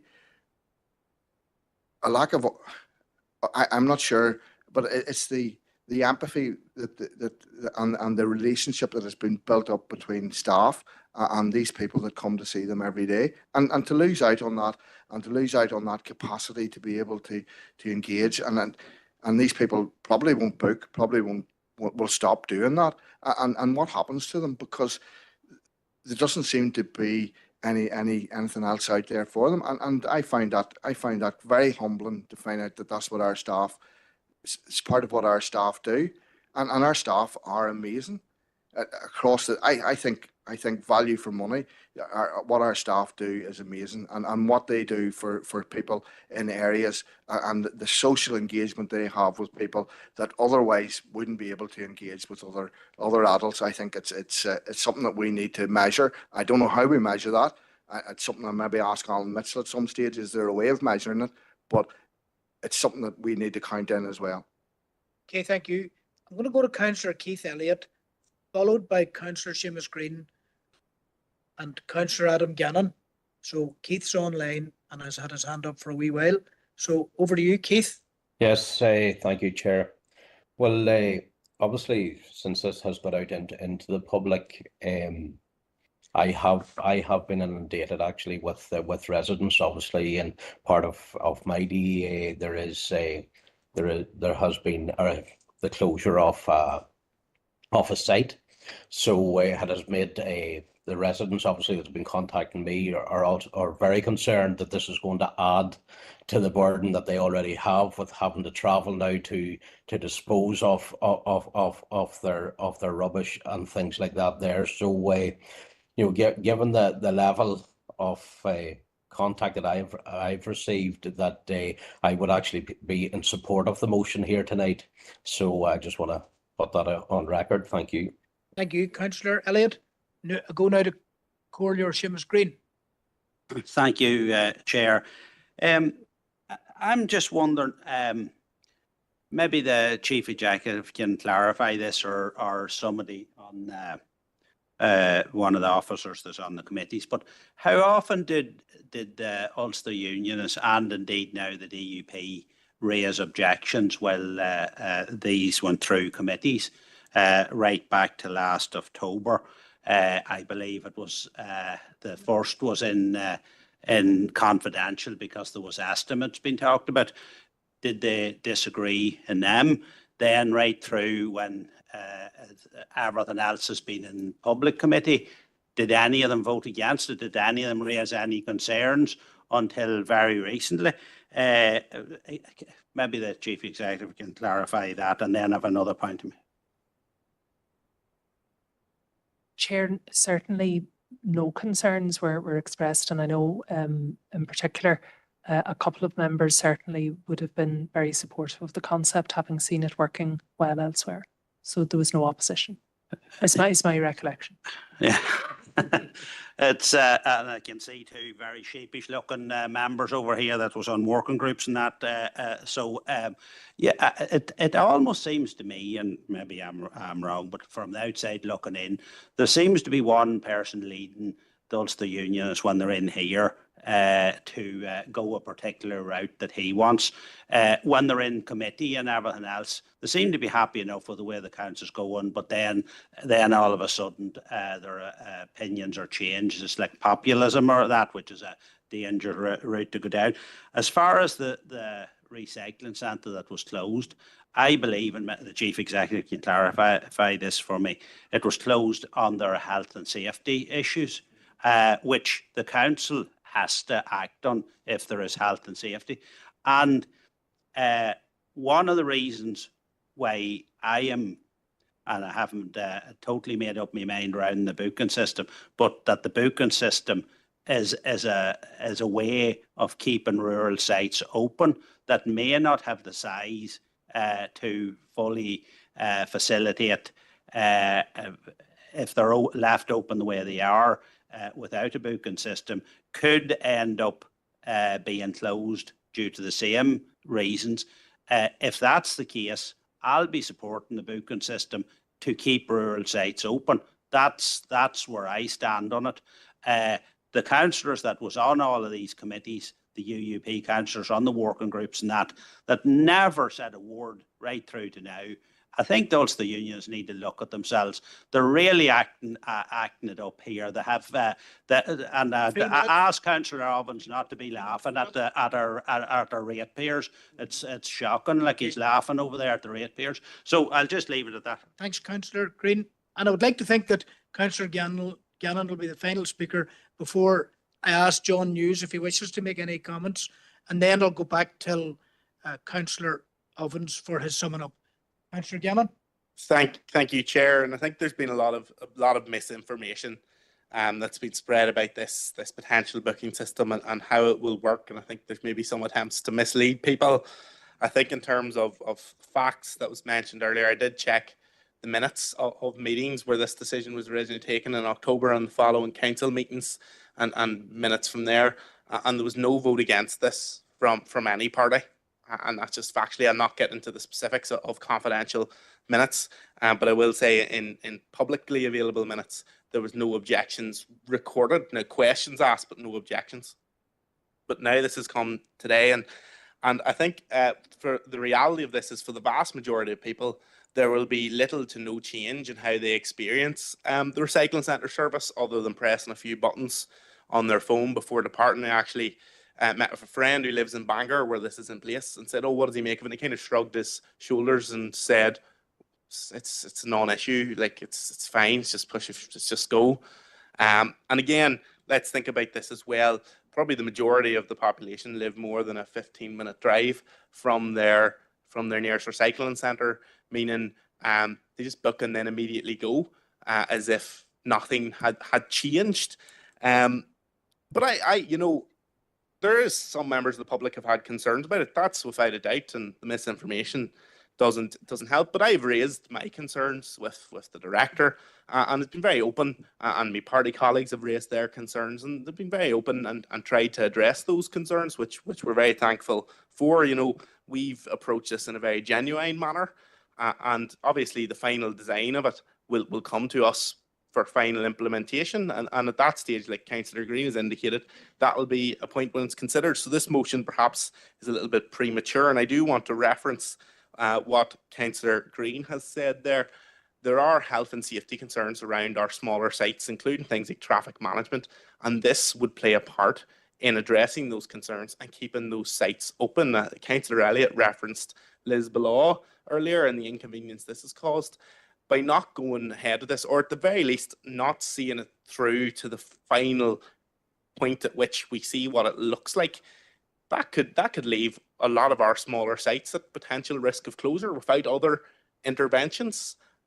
Chair, and I'm not willing to see the small rural centres close. Perhaps the Ulster Unionist Party are willing to do that. Maybe they have an alternative traffic plan, traffic management system that they would like to propose. And I'm sure we'll be all ears to that and genuinely listen to that. Thanks, Councillor Gannon.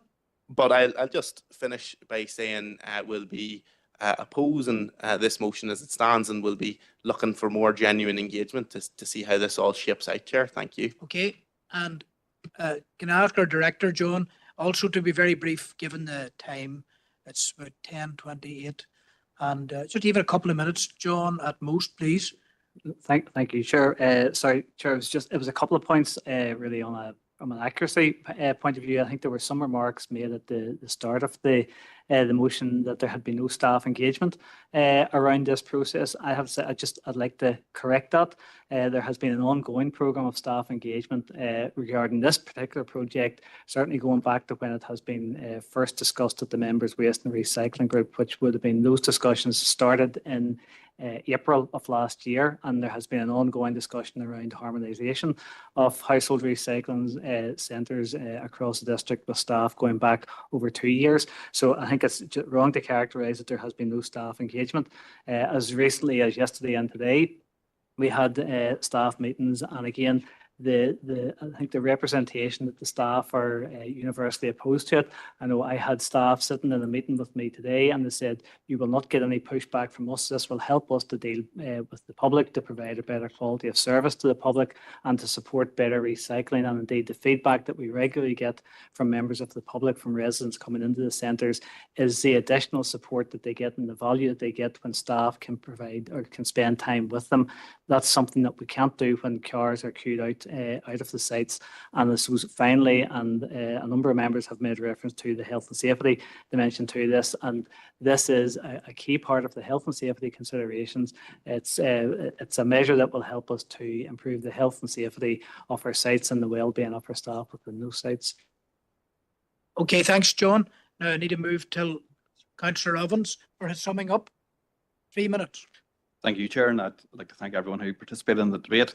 I mean, first of all, I've said it before in this room. I mean, I would love it if we as 40 councillors would open our eyes and open our ears and actually listen to what local people are saying. Because again, there you go. There's laughter from benches opposite, Chair.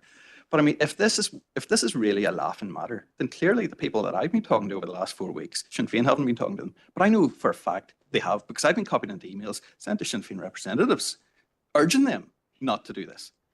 So it's a matter of fact, Chair. But there's one other, just on facts, there's one thing the Chief Executive stated, and she stated it as a matter of fact. So I think, regrettably, I just have to clarify it. She said she said that no member had raised concerns on this. That's just not factually accurate. I raised it. I stated it's in the minutes. The 5th of November last year, when this decision was ratified, I raised fundamental concerns. And I said at that point I didn't support it. And I remember asking the question, is this a definitive implementation? And there were words, but it was never made clear to the councillors of what they were being asked to approve. And again, I don't want to embarrass Councillor Gannon, but he's one of the councillors who in recent months told me he didn't know that this decision had been signed off on the 5th of November. So he can't say what he wants to say now, but until recent weeks, he clearly didn't even understand or realise what he had signed off. I mean, the standard of debate within this council chamber is awful. I mean, it would put a school council to shame. Literally. I mean, it literally would put a school council to shame. The decision has been taken. We know it's been taken. It's in black and white that the decision has been taken. Just over a minute left. The staff are deeply unhappy. Residents are deeply unhappy. And I know all about the staff engagement, but there was no staff engagement before the 5th of November last year. And I know there's been a hell of a lot of staff engagement in recent days, but that's convenient given the timing of this debate. I mean, fly tipping's a problem. Access is a problem. Councillor Evans, I'm going to remind you on the staff protocol that councillors don't engage with staff in relation to these matters. All of us have to adhere to that. Otherwise, we'd be line managing council staff. It's fully appreciate that, Chair, but there are implications being made here tonight that there's been robust engagement with staff. I refute that. I just firmly refute that. And it's important that we have that version of the truth recorded tonight as well. Okay, so you're proposing the motion. I just got to bring your remarks to a close. Yeah, and can I move to a recorded vote on this as well, please? Okay. Because this is important. And I would urge councillors, particularly those that didn't realise what they're signing off last November, to support us, because we've been raising concerns consistently on this point, and to listen to local ratepayers. What he said just right now, Councillor Maguire, I'm going to move to the vote very, very shortly. I've made a number of interventions to try to keep him on track, but I can't do more than that. I'm going to move now to a vote. Thanks very much. Councillor Ovens, I'm going to move straight to the vote. Look at the time. I'm going to move straight to the vote on this issue. And this is a recorded vote. It has been requested. It will be acceded to. And we're going to set up the vote, both in the chamber and online.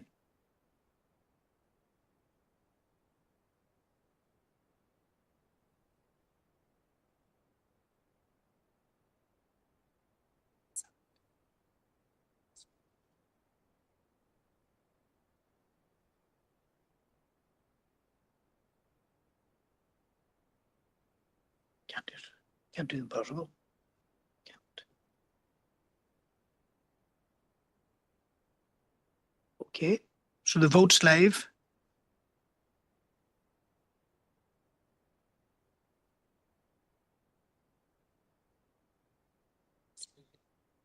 Okay.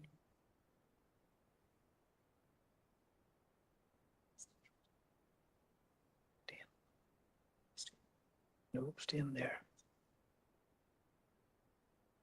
How do I give these people a minute each? I give them a minute each. Can't.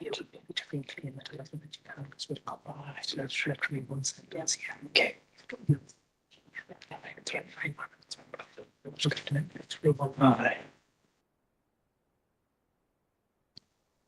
Because this is it on the like a state is wrong and it is eating out of time. So you like it's entirely difficult to just go. It is.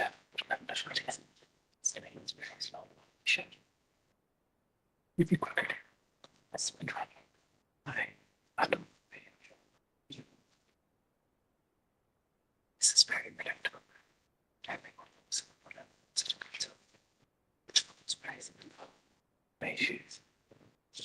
Okay. Thank you.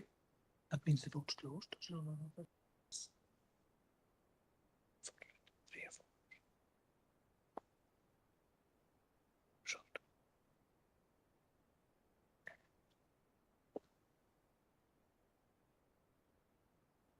Just come through. We're just waiting for the numbers. Yep. So it's defeated. We're just so you can say it to members. We're just waiting for the number to come up. Okay. We'll have the numbers shortly here, members.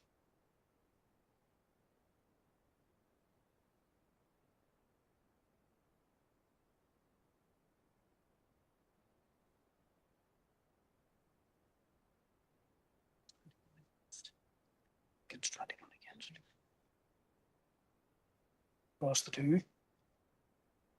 You've got abstention there, so we have 6-4, 24, 1. Okay, 6-4. 6 for the motion. Yeah. 24 against and 1. And you can just see we've just done a manual tot of those, so we'll double check that for the minute. Okay. But it's comfortably carried. Okay. Or defeated. We'll do a double Chair, check. the Slido isn't working. Councillor Irvine here. There's no online vote facility. Votes have come in from WebEx, Robert. Well, obviously the internet isn't working out list below. Right, It's not right. coming up with Slido, but so I'm going to vote manually. I'm for the motion, Chair. Thanks. 8 against, 8 for, 20 against and 1. Just call that one. Okay. So the result of that vote is 7 for, 24 against, and 1 abstention. So the motion is defeated. Okay, members, and given the wee delay in setting up the vote, I'm going to go to the 4 items now, but I'm going to go very, very quickly, and that members will understand. I'm going to go to Councillor Withers first.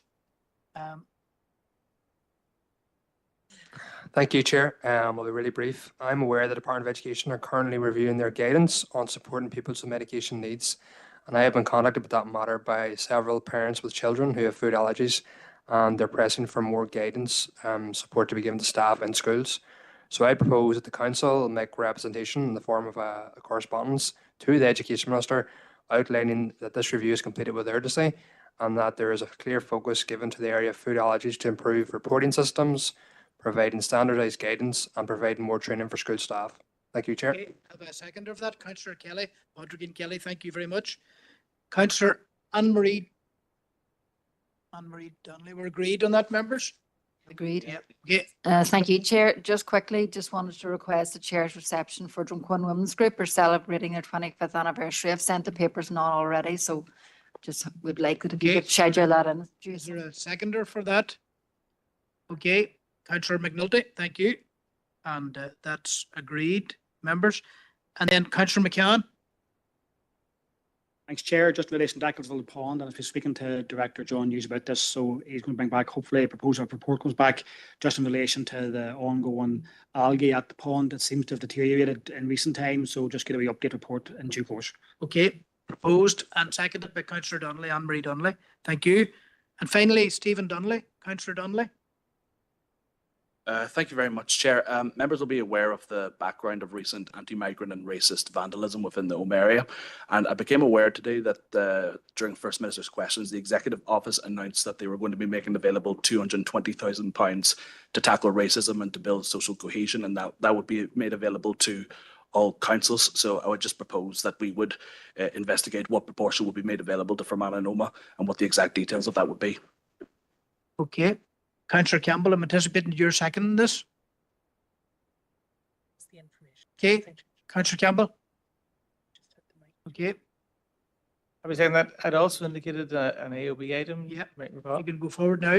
Yeah, Chairman, as you'll be aware, on Saturday the 12th of July, Tyrone will be playing Kerry in Croke Park, and obviously you would anticipate quite a large volume of traffic on that day via the A5 route, and I would ask that the council would write to the PSNI and seek assurances that there be no road closures or diversions, because I think it's important that traffic is able to progress to Dublin on that date. And we have had issues in the past. I think broadly we agree with the principle of that route remaining open, but I think here's an opportunity just to make sure in advance, Chairman.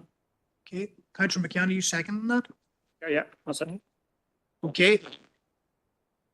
Okay, I'll agree with that, members, and I have to close the meeting now.